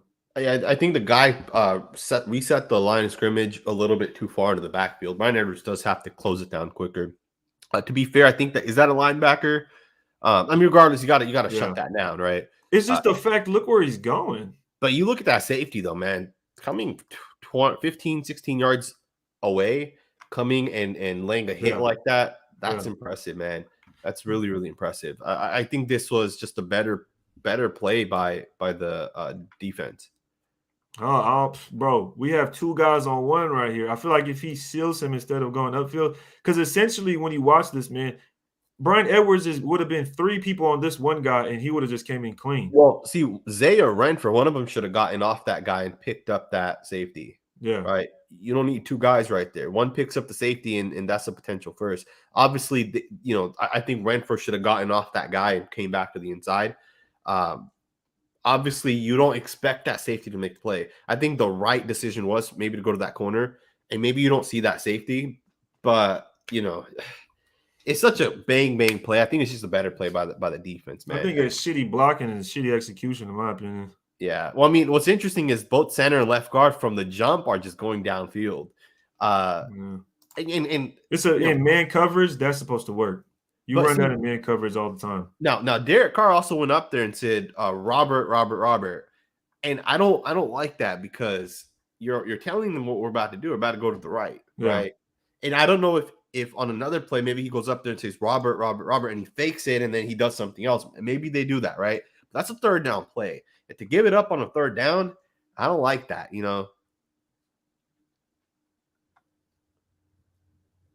I just think it was shitty execution, man. Like, we seen the play twice already go for enough yards. It should have been a first. Here we go, dropping back, first down. This is drive 4, right? Yeah. If the pocket holds up, Hunter Renfro's wide open.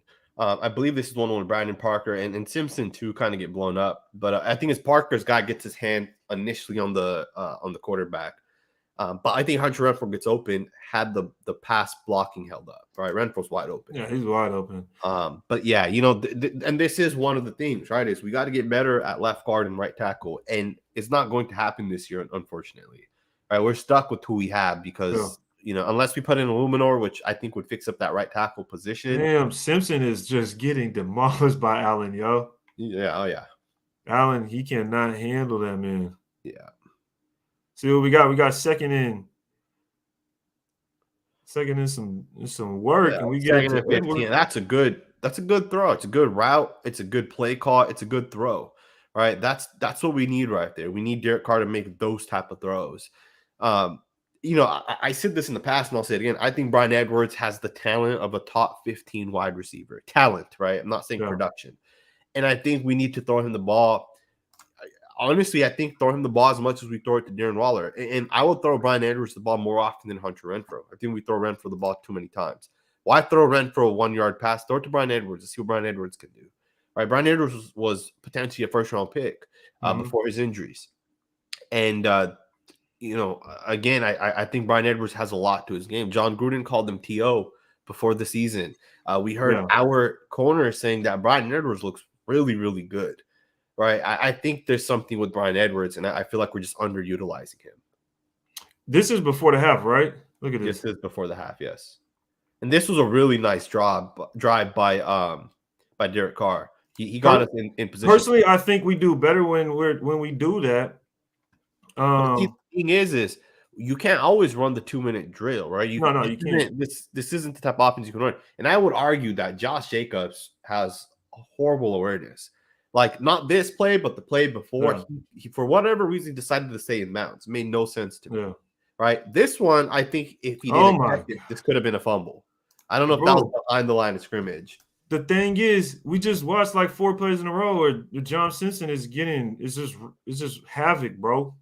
Parker's on his ass right here. If you go back really quickly to the blocking, can I see how they're aligned? So what's interesting is that you have two guys going to the right? Why help Alex? And again, this was something that I mentioned earlier, right? Is they're sliding to Brandon Parker. I think that was called as well. I believe that was they called it. Yeah.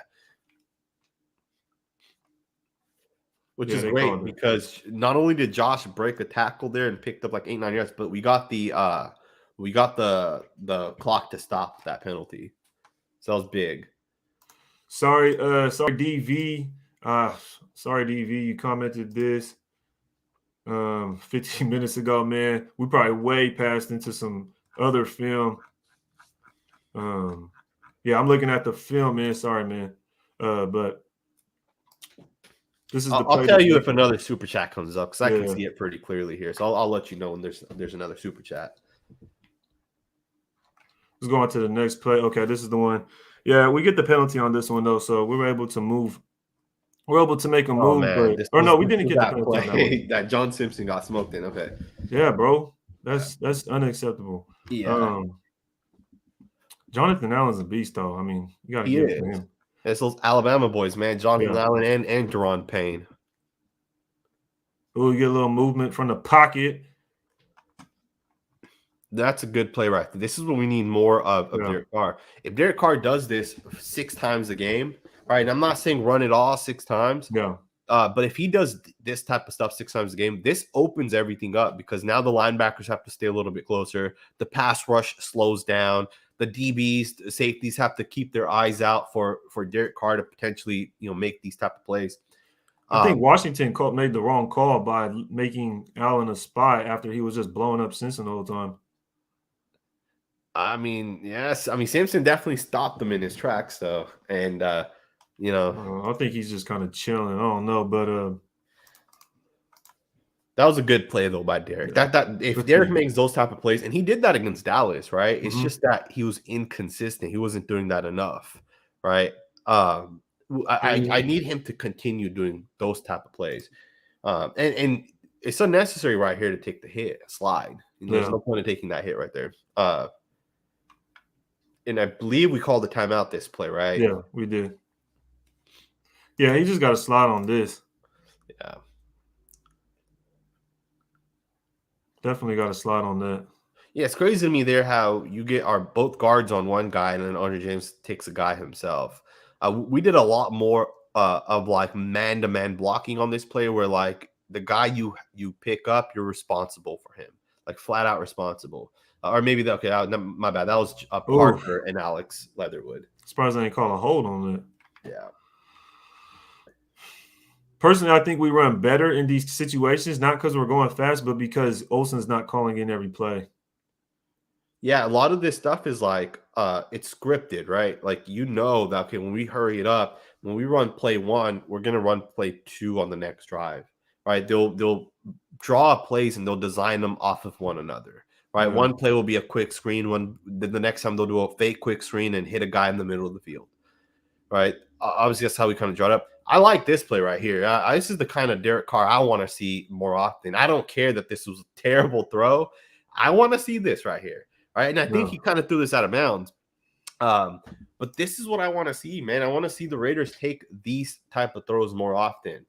Like, if you're throwing the ball deep, you're opening things up. And we had single coverage with him and with Zay, right? Both Edwards and Zay had single coverage. That's the kind of stuff that I like right there. Yeah. This was right before half. So, yeah, that's definitely the Derek Carr that I want to see is the one that takes those shots. Yeah, he took a shot, but that thing was deep. Yeah. I think we kick a field goal after this. I think we run the quick screen to the right. Yeah. And then we kick a field goal. Back to it. Yep. Back to it. We need to just throw that. We just need to throw that in the garbage, bro. Oh, yeah. Back to it.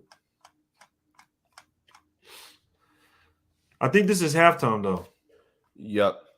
So let's see if we can start moving. See if we can get a little bit more. Start moving a little bit more. Get this thing going a little bit faster. I know you got to go. We've already been on here for a little while.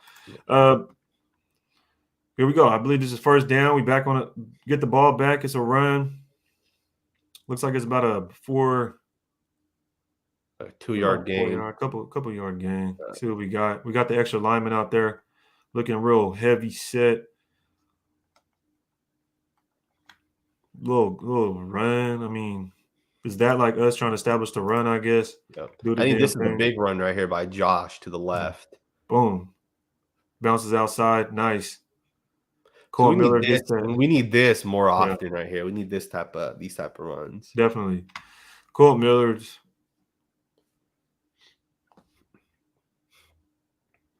He put his hands on both dudes. Yep. He put hands on both the defenders. There we go. Nice. Bounced it outside. Yeah, it's crazy because on these inside zones, we typically don't bounce it outside like that. It's typically like you'll bend it backside. That was a good one by Josh. Now, this is a play that I had an issue with. If you go back a little bit to this play, I feel like Fosterville's open right now. And I feel like Derek Carr waits way too long to throw him the ball. I know this was kind of a 50-50 throw anyways because, but the guy broke the pass up. But I think this throw was way too late. I think Fosterville's open early. He's already behind the guy, and I think Derek just, he's looking deep. There's 3 guys deep. He was never going to take that shot, or at least those 3 guys deep. Do you think that's a late throw right there to Foster? Do you think Derek should have put it up there sooner than he did? Because it almost seems like Foster Moreau kind of stops running a little bit. He's not really expecting the ball towards the end of this. Let's see. He only has 2 receivers to look at. Yeah, he's looking a long time. I think he's doing that to make sure he solidifies the part of the area he could throw it to keep that corner running deep. I think that's why he looks there so long, but he just looked there a half a second too long. Morrow does kind of slow up. Yeah, I almost feel like he could have led Morrow. Morrow could have caught it and potentially continued running. I don't know. He could have led Morrow more. Yeah, I agree. He could have led Morrow more. Right? But I feel like it's a late throw. He holds the ball way too long. Yeah. He gets. I think what you're saying ultimately is he's giving the defender an opportunity to make a play. Exactly. Yeah, exactly. I agree with that. He did give and it's a really nice pocket too, right? Yeah. But obviously we're keeping 2 extra guys in to block, so that's why you're going to have that pocket. Yeah. Personally, I think Morrow still should have held on to that. Yeah. Well, I mean, and people are saying it's a drop. That's not a drop. A drop is a guy that's wide open. That's a contested catch. Yeah. Right. That's a pass that the linebacker broke up with his hands. That's not a drop.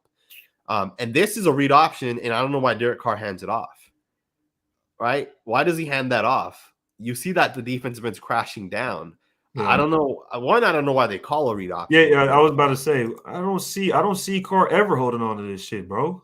Which doesn't make sense while running, which wouldn't have made sense anyways, because that safety would have hit Derek Carr. Derek Carr's not that fast. Derek would have picked up 1 or 2 yards, and then he would have slid for down.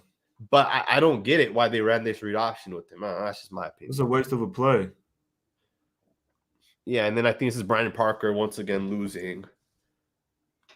And they do bring a blitz here, right? So, I don't know. It should have been a hot read somewhere. I'm not sure if it should have been Renfro. I'm not sure if it was Deshaun, but they I don't even think they know what the fuck they're doing. Yeah. There should have been a hot read, though, right? I mean, and to be fair, though, it is like 3rd and 11. So, this is what good defenses do. 3rd and 11, you bring the blitz, right? You get optimistic right here, and you see if you can get an interception somewhere. The line, but what are they doing right here? Are you saying the offensive line? Brandon Parker goes, what are you doing? Yeah, so Brandon Parker is going to jump set this. So instead of jumping, right here, he doesn't even know where to line up. Are you saying Zay Jones? Yeah. Yeah, Brandon Parker's going to jump set it, and then he just doesn't – he's not able to stick this guy. But yeah, they do a stunt when they're doing man blocking. Yeah. Oh, that was 3rd and long. I mean – they did a lot more man blocking this game, which was interesting. I'm not sure why that was the case.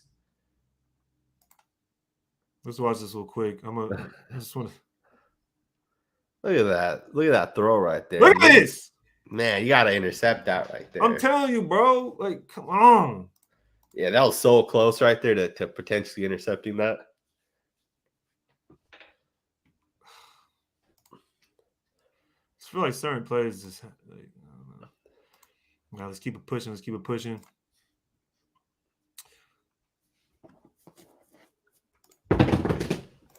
I see what Tassi Sayosi is saying. I apologize if I say your name wrong. You're saying they need to pass that guy off. I agree. Typically, you would pass that off. Leatherwood does a terrible job on switching on those plays, man. He just Leatherwood can't do it correctly, man. I don't know what his issue is. That's a nice little throw right there. See why, and I see what everybody's saying. Why can't Carr make these throws most of the game, right? Yep. Why can't he do that most of the game? Yep. I mean, it's a tight window. Yeah. But that's the basic of the NFL. You're going to get tight windows. You're not in college. You have to complete the passes. That's what it comes down to. And again, I don't think like that Brian Edwards play in the beginning that we looked at. And I think this one right here, Brian Edwards is open as well. The window's there. Brian Edwards is open, right? In my opinion. And you check it off there, and what do you think? You think Brian Edwards is open here? Laser it in between these guys right out here on here. Absolutely. I think Carr could get that in there.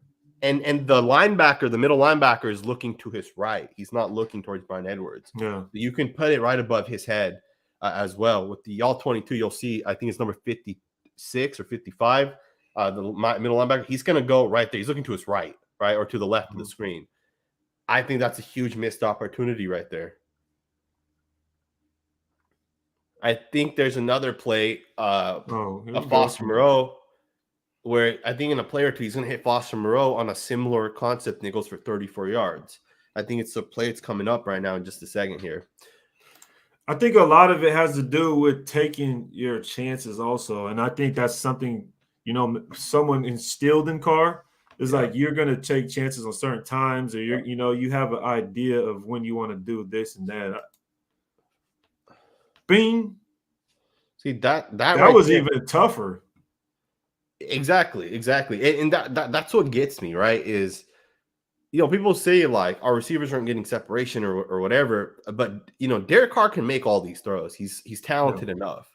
He just has to do it, right? And I don't see that enough from him. I need him to just do it. Yeah. Even this drive, I don't think we score a touchdown, do we? Or we may. I think we may get like a pass interference on one of these plays. Yeah.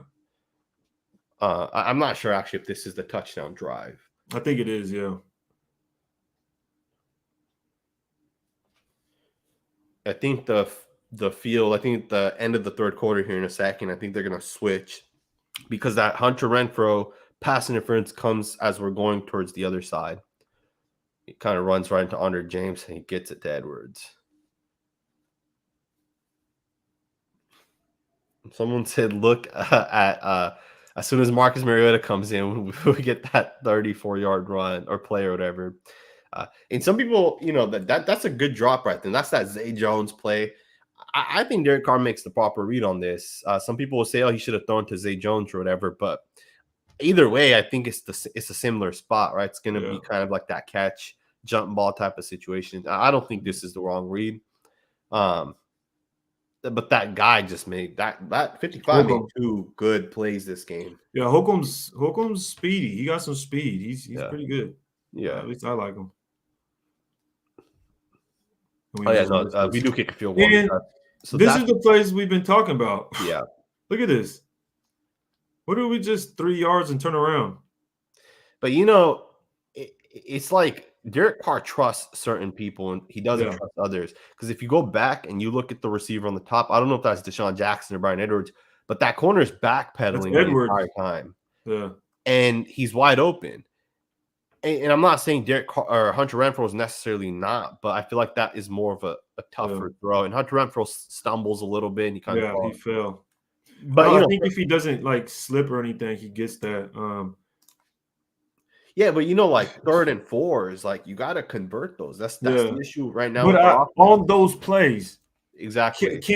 On those plays, wouldn't you say you have to almost make your decision pre-read? Because if you don't throw the ball once they turn around, then it's like the play. No, I agree. Absolutely. That's why I hate them, bro. That's why I hate them. You don't have any other opportunity. It's like, bro, they're running around, they turn around, and then the play's dead. The play's dead.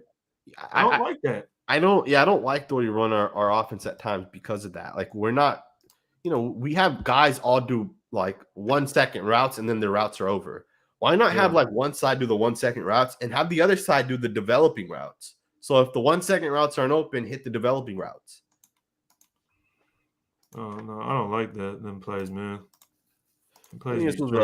I think on this drive, there's another play. Someone tagged me in it on Twitter saying Foster Moreau was open. Derek could have potentially fit it in. I think it's the 2nd or 3rd play. I don't know if I 100% agree with it, but maybe. I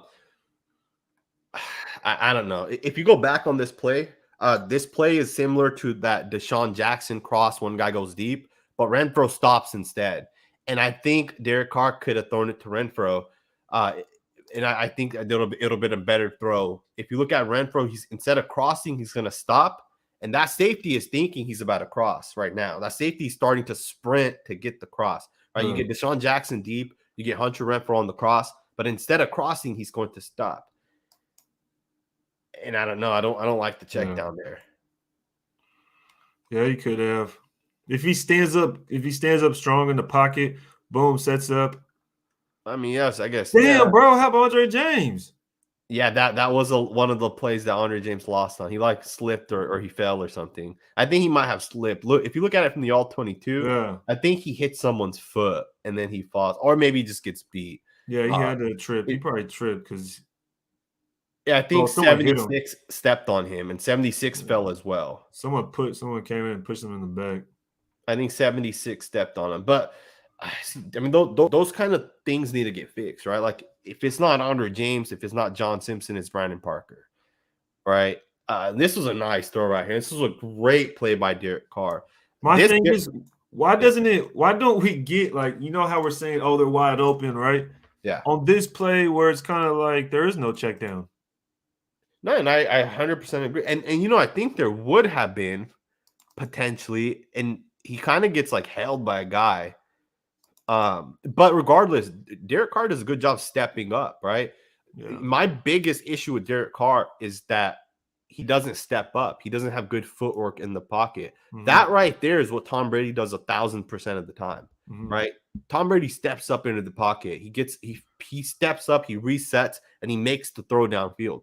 Derek doesn't do this enough right here, stepping up and then resetting and throwing the ball. Derek does not do that. That's Derek Carr's biggest flaw right there. But I don't know why he does it on this play, then he can't do it on other plays, right? I don't know why he's so inconsistent with it. This is a penalty. It was a design screen pass. They hold on to Jacobs. I don't get this. Was this an actual penalty? Like, you're in the backfield. Yeah. You can't hold the running back. Stupid. I don't know. I disagree with that, man. As a defensive lineman, like, you know, I used to play defensive line, and you know, you grab whatever you can because those guys are way faster than you. Well, think about it. If an offensive lineman tries to go out like while doing a screen, you can't hold them from going. Yeah. No, I get it. I definitely get it. I think this was the Foster Moreau play where Foster Moreau, there was like a window of opportunity to hit him. Or maybe it was not this play. Clean, pretty smooth pocket. He's standing up strong. I don't think there was anyone. Maybe D Jackson as the play develops. Yep. Oh, does he try? He does. Oh, so he does. Okay. And you got a super chat. Jeff Henders, appreciate it, man. He says most of the reads begin pre-snap. Yeah. And you know, one of the things teams have done to the Raiders, and that was a late hit right there on Derek Carr. He gets smacked.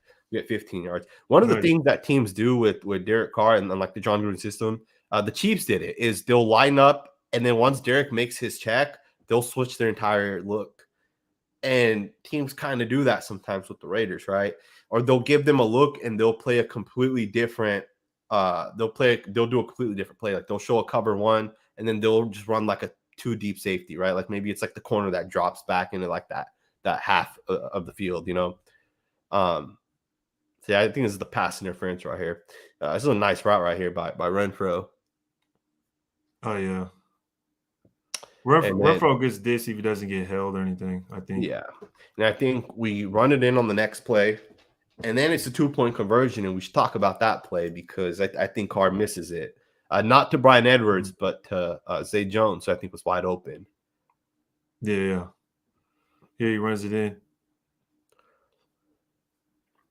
And so for me personally, when people say like, oh, well, Derek Carr didn't have a touchdown, I would ask you, we just watched this whole drive. How many yards did Jacobs get this drive? Yeah. No, I hear you on that. He got 3 yards. Yeah. He got 3 yards. You know what I mean? He got a 1-yard touchdown here. So it's like, I get Carr didn't have a touchdown, but it's like, bro, look how our offense is running. Yeah. My guy got 3 yards. I totally agree with that. Here we go. 2-point conversion. Zing.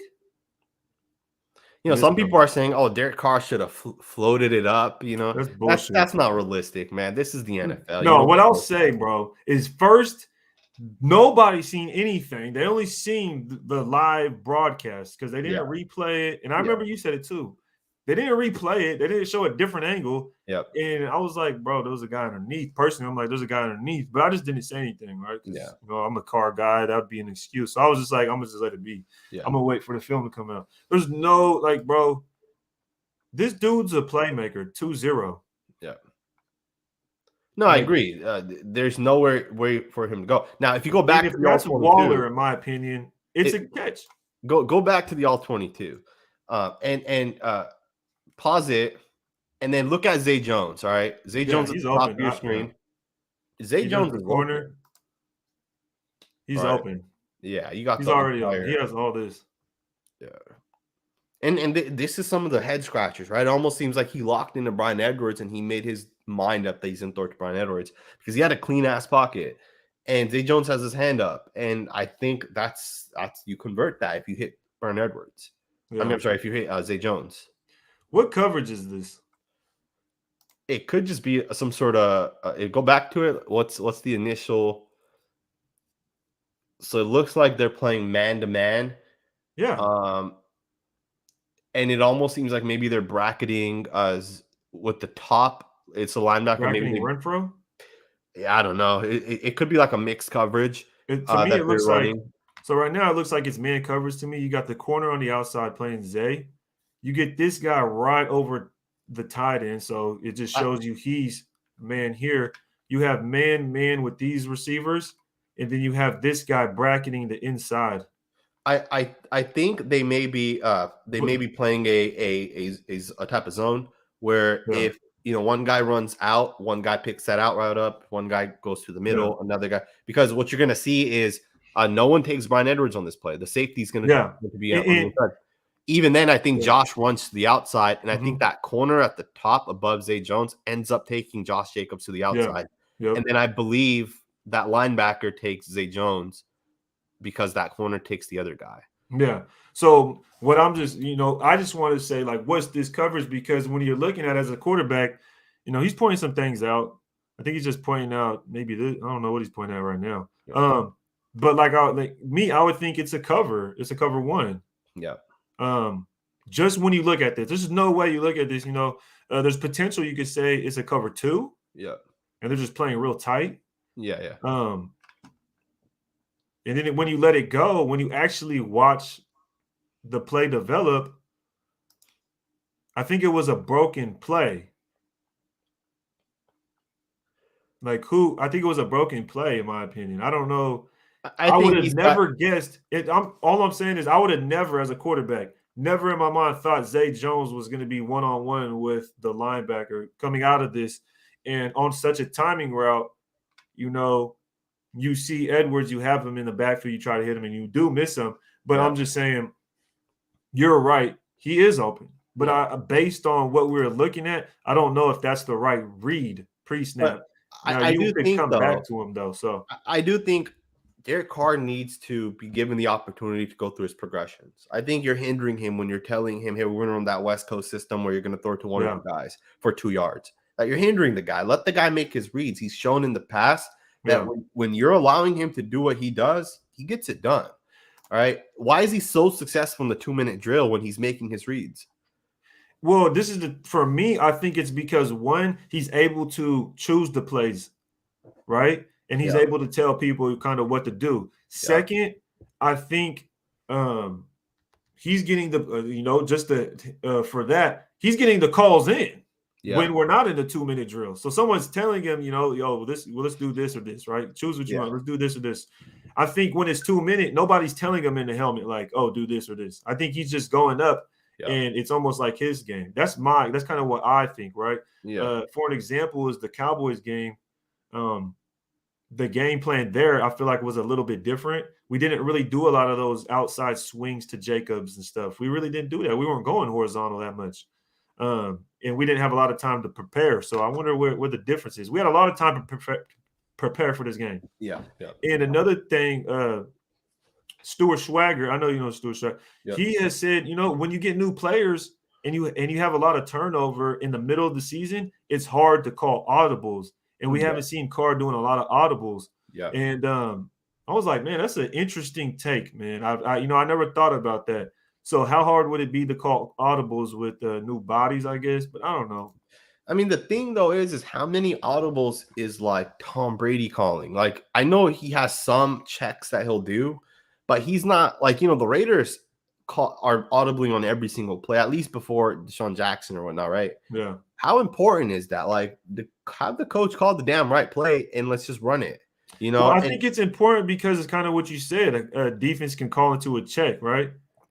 Like they'll be like, "Oh, we'll show you this and do this," and then when you make your checks, then we'll do this, and then and it's like, "Oh, well, all I'm doing is getting the play in the play in. I'm not even going to be able to change it because I can't make an audible, right? Not everybody's going to know what the hell to do. Yeah, and then so now it's like they can change the defense at the last second. And it's like, well, damn, I can't make a change. I can't do that. Yeah. So let's see. What is this? This is the last drive, right?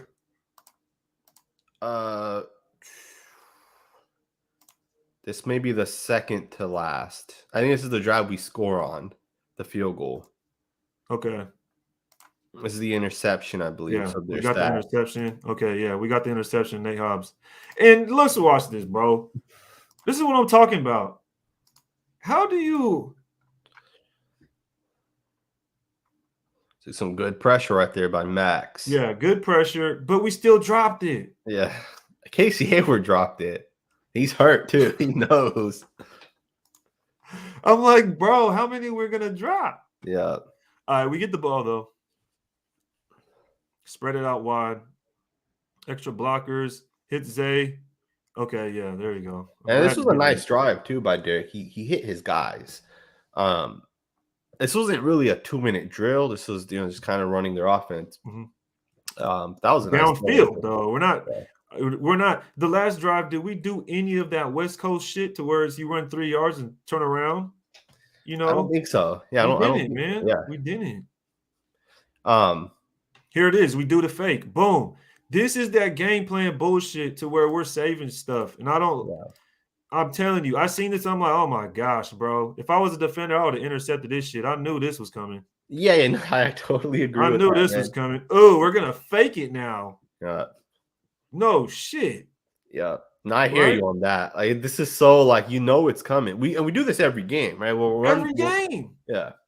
This is garbage. Yeah.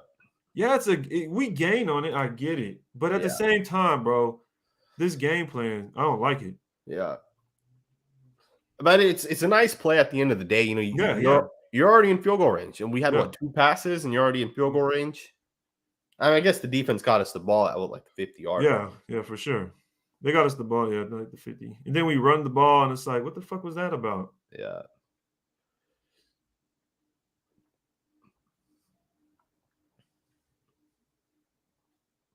Yeah. Oh, James.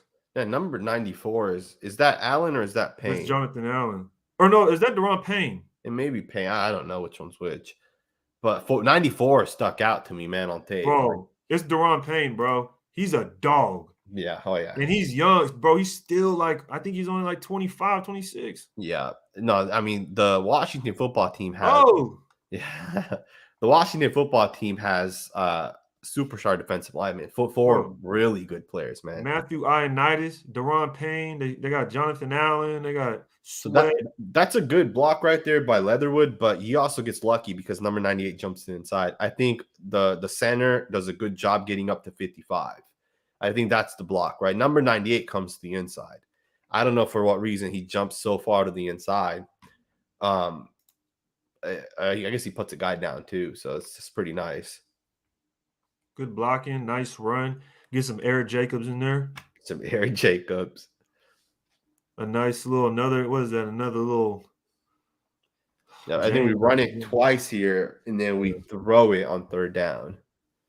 We should have kept throwing it, but yeah. So I mean, there's a comment by Jerry Love. You won the most latest. He says Carr needs 400 yards for Raiders to win. Pathetic. And that's not the case. No. It's not we need 400 yards. We need to pick up first downs, and we need to score touchdowns when it matters. We need to get 2-point conversions when it matters, right? It's the difference of maybe 4 plays this game, and the Raiders won the game, right? In my opinion, that's the difference. It's 4 plays. This is a really nice play by Jamin Davis. Bro, I don't know if you remember. Think about this series, bro. Yeah. Oh yeah. Oh my gosh. What are we doing? No, I don't know if you remembered, but Jamin Davis was my Yeah. number 2 Kentucky boy. linebacker. Yeah. Yeah, Kentucky boy, right? Yep. I Yeah. really liked him, man. I Yeah. would have taken him with the 17th pick. I think that gives us a linebacker, a good one Oh too. yeah. And coverage linebacker, speed, side to side. Yeah. So we Did you run go? the ball. Did you jump backwards? Okay. We run the ball again. So that was a decent run. Yeah.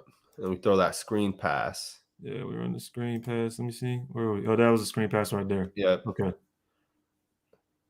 This is a screen pass. What? I don't know. I'd rather just run a regular, maybe. Yeah. Jamin Davis just gets there though. That's a good play. That is Simpson's fault, man. He should have stopped that guy on the backside. Here we what is this? A third and some change. Oh, this is the one that I personally think we made the right read, in my opinion. That's just my opinion. So here's the thing, right? Derek Carr only looks to his right, or he doesn't even look to his right. He looks to his left from the jump. And I disagree, man. I think Derek Carr needs to be more aware, right? He needs to be able to see the field. If he's going to throw it that way, great. Throw it that way. But at least look and see what you have in front of you. Because if he hits Josh Jacobs, that's potentially a touchdown and we win the game. Or at least it's completely different, right? Because Washington now doesn't need a field goal. Instead, they only need now they need a touchdown. Yeah. Right. Again, I know you can say, oh, I know people are saying, oh, he should have checked it down. Or this isn't a check down. Josh Jacobs isn't running a check down route. He's running a out and in, right? Like a quick one. And that's not a check down. That's an actual route. He got beat brutally. Yeah. Personally, I think the only reason he's really that open is because this dude just, I don't know what the hell he's doing. Yeah, he fell, which makes sense, right? But that's a walk. Initially, when you watch this pre-snap, it looks like it's a cover 2. They have 3 safeties deep. Yep.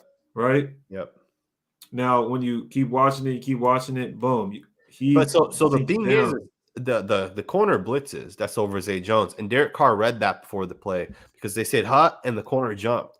And he called it. So he went ahead and he knew now before the snap that I'm going to throw it to Zay Jones because the corner is coming. All right, if you go back just maybe a second, that corner is going to show, and Derek Carr points it out right there. Right, yeah. So it might have been a second before that, but yeah. Either way, like I don't know, man. I know some people are saying like right there, yeah, and then he sees it, and then he knows he's going to take that shot. And you also know, right, that there's 2 safeties, but one safety is covering one receiver, the other safety is covering the other, and that's exactly what happens. Personally, I just think he makes the right read, man. It's 3rd and 8. In my opinion, it's 3rd and 8. The game is basically on the line. Do we want him to really think about checking it down on 3rd and 8 with the game on the line and say, that's just my thought process on it, man. I think about it. I'm like, dude, I don't want you checking it down. Throw it to the end zone. Why are you checking it down? Because I agree with what you're saying. Yeah, because how often does this happen? It doesn't. You're right. But even if that guy's covered, the route that Josh Jacobs ran is a route to get open. Right. And again, all Derek Carr had to do was see the field. All right. See the field, and he would have seen Josh Jacobs open. I agree with you that I want to see him throw it into the end zone. I totally agree. Mm-hmm. But he misses it. He overthrows Zay Jones anyways. Right. I don't think he really overthrows Zay Jones. I think Zay Jones is a weak ass receiver, bro. Now I agree with that too. You're telling me that if this ain't anybody else that's a starting wide receiver in the league, because you got to think Zay Jones is our 5th stringer. Yeah. Well, another thing is that corner messed up at the top. That's an interception. He should have played it further back. That corner right there.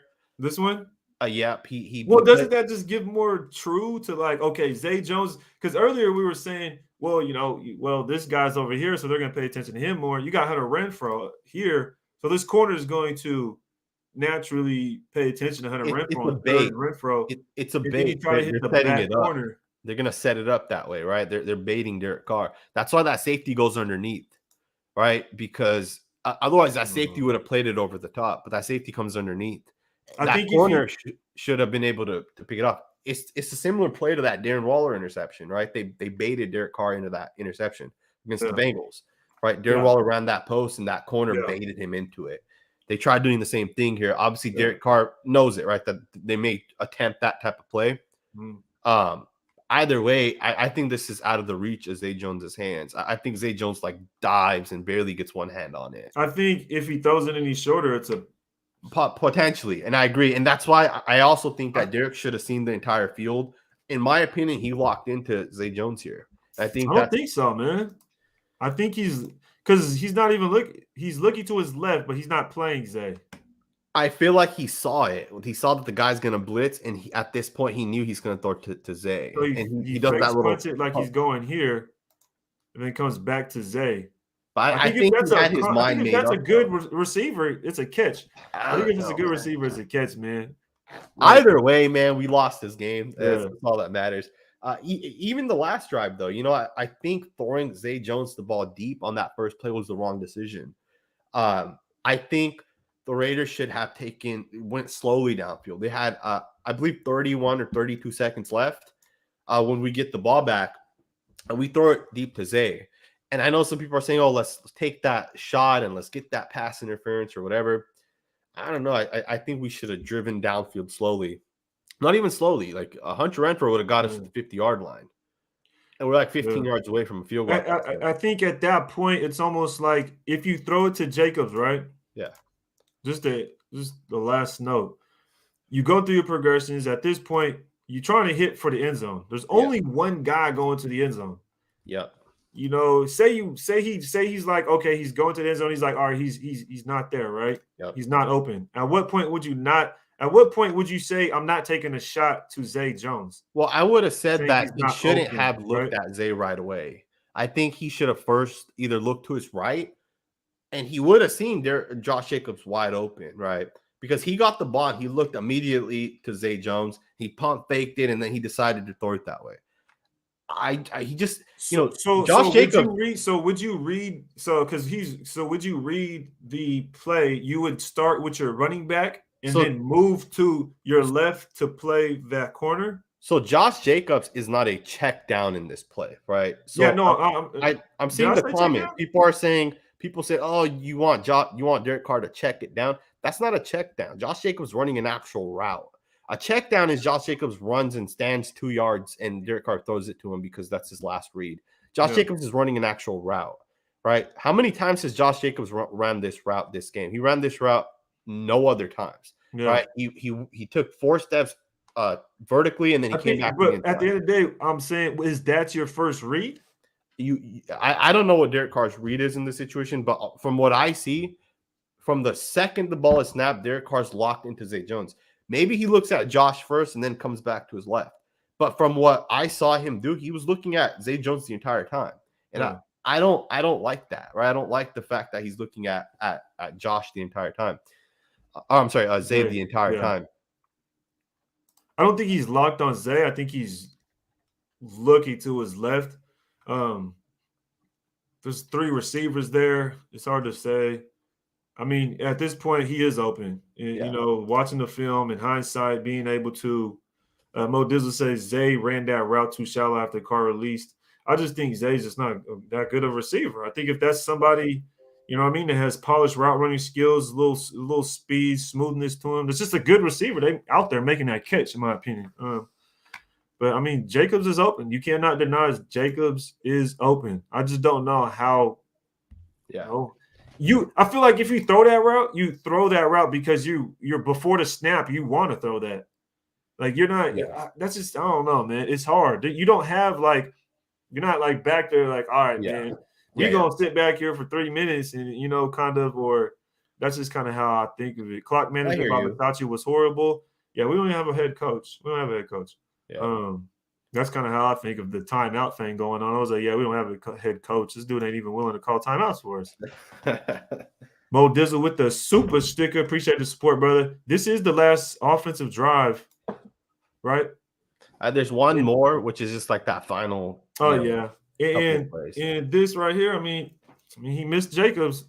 I'll agree. He missed Jacobs. I just don't know how you hit that trying to go through progressions or try to score. If you're just trying to score, you're trying to score. I feel like if you make that pass to Jacobs, it's because that's what you read that before the play, and you're going to hit him on the break. Yeah. That's just my opinion. You hit that on the break. When he Yeah. breaks out of that route, you hit him. And if you're not staring at him at that point, then you're going to be off time. Yeah. I don't know, man. It's difficult for me. I don't know, man. It's tough to say, bro. It's tough, man, because I feel like we can do so much more as a team, and it's tough watching this offense. Yeah. It's really tough scoring 12 to 15 points a game. And I know some teams can win. But we're not that team. We're built offensively, or at least that's what we built, 2 years ago, and we're still built that way this year, technically, right? If you look at cap space, maybe next year we get even less weapons and we get better defense. Is that going to lead us to winning, or are we only going to score 9 points now? Yeah. Right. So I just don't know, man. I think a better coach would make a world of difference. Yeah. Personally, I think we didn't even do. I think our offense is worse this year than last year, man.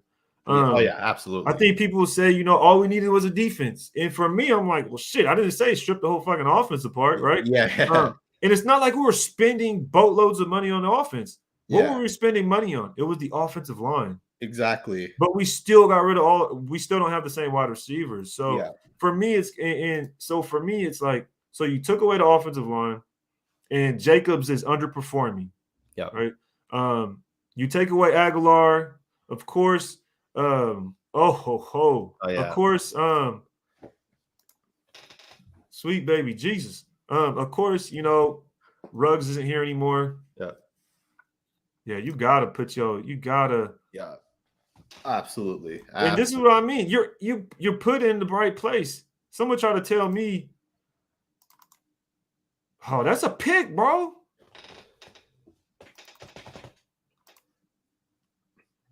Well, that's receiver that's still an interception. That's you just won your team the game.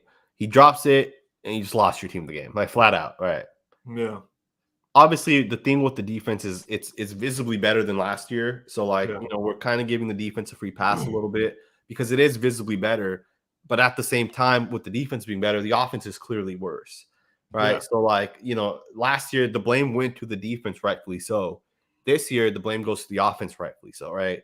And in this play, I think this was the wrong choice. I think Hunter Renfro's wide open in the middle of the field. Mm-hmm. I don't know if coach told Derek to just throw it deep, but from the perspective, we went from 31 seconds to 21 seconds. This play took 10 seconds off the clock. Yeah. And we get no yards. Hunter Renfrow, if you threw it to him, would have gotten us to the 50-yard line. We would have had 21 seconds, right? It would have taken 10 seconds as well, and we would have called the timeout. We would have been at the 50-yard line at this point. Yep. Right? If you watch Hunter Renfrow, if he's wide open, at the top of your screen, it's going to be wide open. He gets to at least the 50, in my opinion, right? You throw him the ball, he gets to the 50, and you call that timeout. We had one timeout at this point, and now you're at the 50. You only need 12, 13 more yards to kick a field goal. You have 20 seconds. That means you get, you take 2 or 3 shots into the middle of the field, you get up there and you clock it, right? Maybe 2 shots. But you have to complete one of those 2 shots. I don't know. I don't agree with this, and I don't think this was a pass interference. I think this was a great play by the guy. I think it's a good play. I still say Zay Jones should have caught this shit. I agree. I mean, it hits you in your. And this is what I mean by talent, bro. Yeah. At some point, somebody has to catch a fucking football. Yeah. Brian Edwards, you drop a contested catch. Morrow, you drop a contested catch. Zay Jones, 2 contested catches. I mean, they're not perfect. They're not extremely perfect. But go back to this play real quick. How often do quarterbacks get bailed out by good plays from receivers? I've seen Murray chuck it up and Hopkins go over 3 guys and catch a football for a 60-yard touchdown. Absolutely. But see, here's another play. In my opinion, Derek Carr makes a terrible mistake. We have one timeout. He throws it to Hunter Renfrow. Yeah, but why are we running this play? Deshaun Jackson's wide open. He catches and he goes out of bounds. I'm not sure what Derek Carr does here. Like, he knows the situation, right? Like, Derek Carr's not an idiot, right? He knows we have one timeout. Yeah, it was a shitty play. Shitty series, shitty play. Yeah, it was just a terrible game, man. Hit Deshaun Jackson so he could run out of bounds here. We end up going, yeah, man. I don't know. For me, it's the offense just sucks. I don't think we have enough weapons. I think Yeah. our offensive line isn't that good. They break Yeah. down too much. Yeah. I know that there's a stat that says they're like ninth, which I think is complete bullshit. That's based off of pressures or Mhm. something like that, like a pressure rate. And I think that's just based off of scheme because we get the ball out so fast, so you're not going to get as much pressure on every down. Yeah. Um, Yeah. so That's I think true. that stat is completely skewed in my opinion. But a Um, lot of teams run quick throws, right? A lot of teams do. I think the Raiders do it a little bit more. Um, Like like the 3 yard route, and then you turn around. That's a quick throw. Like there's not gonna be any pressure. Like you're not gonna yeah, accumulate yeah, pressures when you do plays like that. And you're absolutely. just out here throwing these quick screens and Yeah, or swing passes and stuff like that. yeah. And so, I think this is. I think we could save our breakfast and not have to watch the rest of this. I guess. I think I'll I agree mean, with this you last there. play. Let's see. Boom. I mean, it's unfortunate. I don't know where the Raiders go forward. I do have to hop off, but if you Yeah. want, I'm down to go live again later on. Yeah. Maybe tomorrow or the day after, and I would love to talk Yeah. about like how the Raiders move forward, because I think there's a lot that the Raiders can do. Yeah. Most So definitely, man. Yeah, I know you got to get to work and all that. Appreciate you pulling up, yeah, man. Say Ray, show your twin dropped the interception. Yeah, I showed it, man. Showed it a couple times. Unfortunately, he did drop the ball. I don't know. I don't know what it's going to take. I'm just frustrated with the offense. I didn't like the offense at the beginning of the season. I don't think we're as good as we were last year on the offense. yeah, Hudson, Gabe aren't here. yeah. Aguilar, Ruggs aren't here, and the running game is just non-existent. I think our Yeah. pass blocking was much better last year than it is Yeah, this year. yeah. Our pass blocking was better, and we had Gruden. Yeah, And we had exactly. Gruden. Yeah, So I think, man, I know a lot of people. At the end of the day, it's about Carr. And yeah, I know a lot of people don't like Carr. yeah, I don't think he's that bad of a quarterback. Honestly, don't. I think he's top 15. At the least, he's top 15. I still think he's top 10. If you put him on most of the top 10 quarterbacks that a lot of other people would say, I think they don't fall off by much. yeah, I don't think they fall off by much at all, man. And that's just my opinion. yeah, yeah. So I don't know, man. I think it's going to be hard to find a quarterback that's better, but also trust the franchise to find that quarterback and add the weapons around that quarterback. Yeah. Because regardless if we keep Carr or not, which I've already like talked about a plan to where we move on from Carr, right? But we don't do it yet. We don't do it yet. You build the team around Carr as if he's a rookie quarterback. Yeah. And then you go draft your rookie quarterback. That's just basically I agree. Yeah. what I say. Like people want to get Wilson, Watson, Rodgers. You want to go spend 35, 40, 45, 50 million on a quarterback, and then what? Yeah. We don't have a Devontae Adams under like some certain contract and stuff. So that's just my opinion, man. You got any last words though, bro? Yeah, man. Well, first and foremost, I appreciate it. Like flat out. I was supposed to work an 8-hour shift today, but it'll still be an 8-hour shift, but it'll be done in like 2 hours. Yeah, man, I appreciate it. I enjoyed this a ton. We should definitely do this at least every week. I appreciate everybody that tuned in. I know people always say like I'm overly critical of Derek Carr or I hate Derek Carr, and that's never the case. I am critical of Derek Carr, right? Because I see As you should be. I see the Chargers drafting Justin Herbert, and Justin Herbert's a top 6-7 quarterback. At least from every time I watch film, I see him stepping right, stepping left, slipping, making those throws downfield. Then I watch Patrick Mahomes, and he looks like a superstar, right? Well, you see when Herbert throws it, and then he throws it to Mike Williams for like just a random, he just chucks it up there, and then Mike Williams just goes up and climbs 12 flights of stairs and catches the ball. I feel like if we had something like that, then we'd be a little better. This is what I want the Raiders to do. I want them to run Bryan Edwards deep and give him 3 opportunities. Deep. Throw it. Not let him run deep and not throw it to him. Because how many times can a guy run deep, not get the ball thrown, and then say, why am I going to run deep the 4th time if I'm not going to get the ball? Yeah. Right? I want to see the Raiders give the way Mike Williams gets those opportunities, because we might see those catches, but we don't see all the times he runs and the ball doesn't get to him. Yeah. I want Bryan Edwards to run deep, and I want Derek Carr to throw those opportunities to him. Give him the opportunity to make those catches. Most definitely, man. So, I just want the Raiders to win at the end of the day, man. Most definitely, bro. Well, I'll just say one last thing because you had me thinking. what do you say when like the Chiefs beat the Broncos 22-9 and Patrick Mahomes threw for less than 200, less than 50%, 0 touchdowns and 1 pick, 1 rushing touchdown. I'll throw that in there. But just based on that passing stuff, and they went 22-9. But then when they played the Cowboys, they won 14-9. And, he threw, I guess, less than, 200 yards. I think it was 1 interception, 1 touchdown. And then I think it was less than 50%, or maybe it was like 60%. Like, what do you say to that? Because all I've heard was their defense is terrible. And so I'm trying to figure out what is it that gets those teams winning opportunities. But when we're over here, Carl will throw for 280 yards, 1 touchdown, and miss a couple throws. But then, we're out here getting blown out. So that's a great question, right? And I'll say this is what it comes down to. Patrick Mahomes can be, he can go 30 of 38 for 190 yards, 0 touchdowns, and 1 interception. But Patrick Mahomes, unlike Derek Carr, is not going to allow his offense to be 2 of 8 on 3rd downs, right? Patrick Mahomes isn't going to allow the opposite team to hold the ball for 36 minutes while his team holds the ball for 24 minutes, right? It's not necessarily about the statistics, right? It's about the different parts in the game. When it's 3rd and 2, are they converting or are they not? Because I see our defense only giving up 17 points to Washington, and they kept us in the game the entire game. Even when the offense is on 3rd and 4, 3rd and 1, 3rd and 5, our offense isn't converting those first downs, right? And I see our defense at least keeping us in the game. This year, we've scored less than like 20 points in probably like 7 games, right? That's not acceptable. Right. Yeah. And again, it's not about the fact that we're scoring 16, 17 points. It's the fact that we're not sustaining drives. And I know you mentioned this before, that sometimes we get downfield too quickly and score too quickly, which is true. But we don't score too quickly 6 times a game. We do that once. Yeah, exactly. Yeah. We do that once a game. So again, I don't think passing stats really matter. I think the different situational things within a game, right? Because let's face it, Derek Carr is number 2 in passing yards, but our offense sucks ass. Right. Yeah.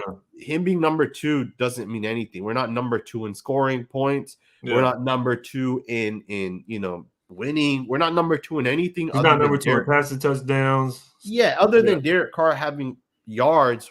And again, let's be honest. Our offense gets downfield. It's really just scoring where we're having the issues, right? So the yards do translate into something. They're translating into field goals, which does not win, right? Yeah. We need those to convert into touchdowns. Yeah. I agree, man. I agree. I think running the ball would help a lot, especially in the red zone, because it's harder to throw in the red zone.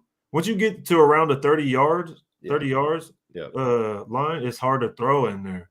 Yeah. And without a run game, it's like, well, they're just going to be playing. They're just going to be playing anything that's going to be going to the end zone. So, I think that's a big factor. And then just the offense, I think, sucks, man. We don't.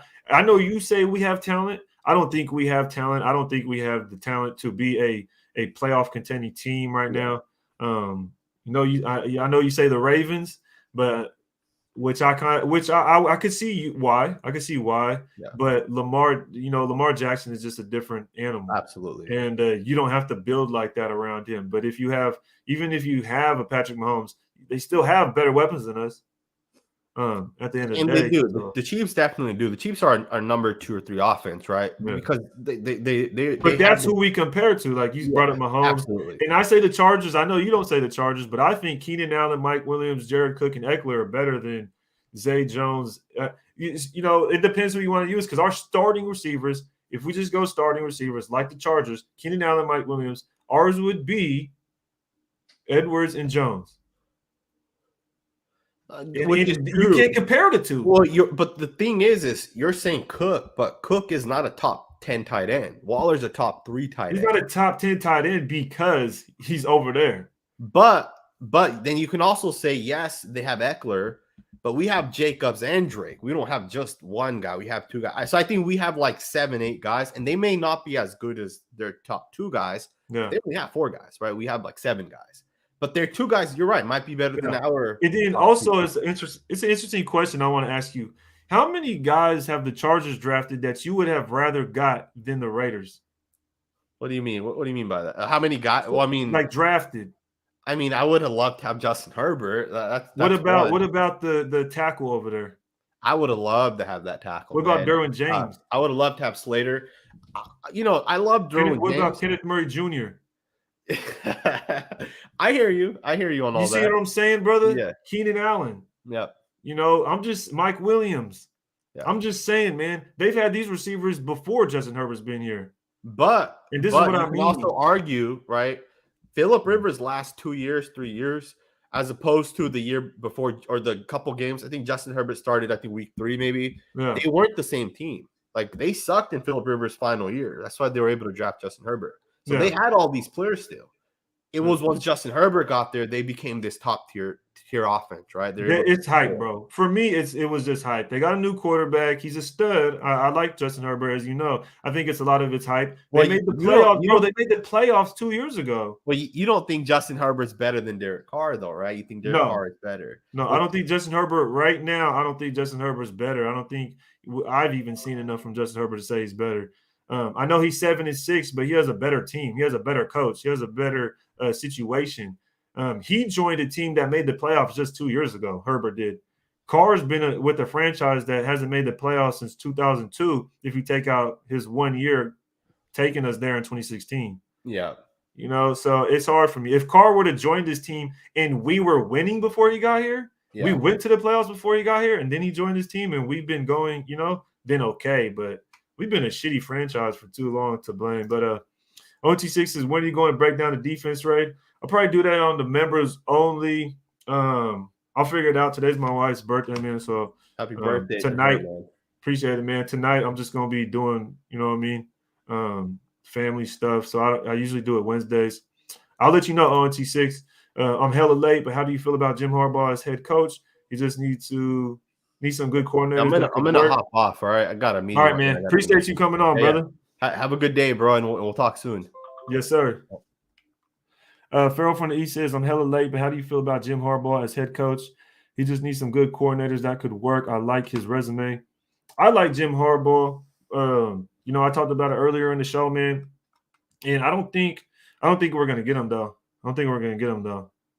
Appreciate it, Graham Cam. Happy birthday, Lady Ray. Appreciate it, bro. I do like, let's see. Graham Cam says Rated Sanjit for head coach and OC. Nah, man. I don't think we'd be that choice. Definitely put us, GM. I would love to choose players, bro. I feel like a lot of players I've chosen have turned out great NFL players, but again, I'm some dude on YouTube that's just a Raider fan, and maybe under that pressure. If I was really if any of us were really the GM, we'd probably fold under pressure like, holy shit, bro. I know how tough the Raider Nation is. If I make one mistake, they're gonna be on my ass, boy. No doubt. Car haters might as well root for Kansas City this week if they want Carr out. You can't, Carlos. I'm a Carr. I'm a Carr dude, right? I like Derek Carr. I think he's definitely a top 10 quarterback. I just don't think we have the talent. I've always said that, and people will say, "Well, how does he lead the league in passing?" And I'll say that's just how good he is. That's what I would say. A lot of those passes, a lot of yards came with Ruggs, a guy who's not even here anymore. And also you got to look at just the team, bro. The projected team for this year isn't even the same. The offensive line was, Miller, Incognito, Hudson, Gabe, and Leatherwood. That's what it should have been. But, the offensive line is not that. And then the receivers was Ruggs, Edwards, Renfro, Snead, John Brown, and Zay Jones. But right now we only have Edwards, Zay Jones, and Renfro. So it's interesting. It is interesting, man. I think we need to stack talent. Better score 30. This great D gonna get torched. White Tyson, man. I think we're gonna have a pretty good game, man. I'm gonna get out of here though. It's been about two and a quarter. Appreciate everybody pulling up. Appreciate Sanjit for being on for so long, man. We was on here for a minute. We're gonna have to figure out how to consolidate watching these film things, because I know we want to have dialogue as we watch, but definitely want to kind of speed it up. So I got to figure that out. TC says, rate them likes, y'all. He said, don't dine without paying for your meal. Yeah, because when you come through over here, you finna eat. We finna eat over here. You feel me? So appreciate that, TC. If you all want to become a member, make sure y'all hit that. Make sure you hit that join member button to become a member.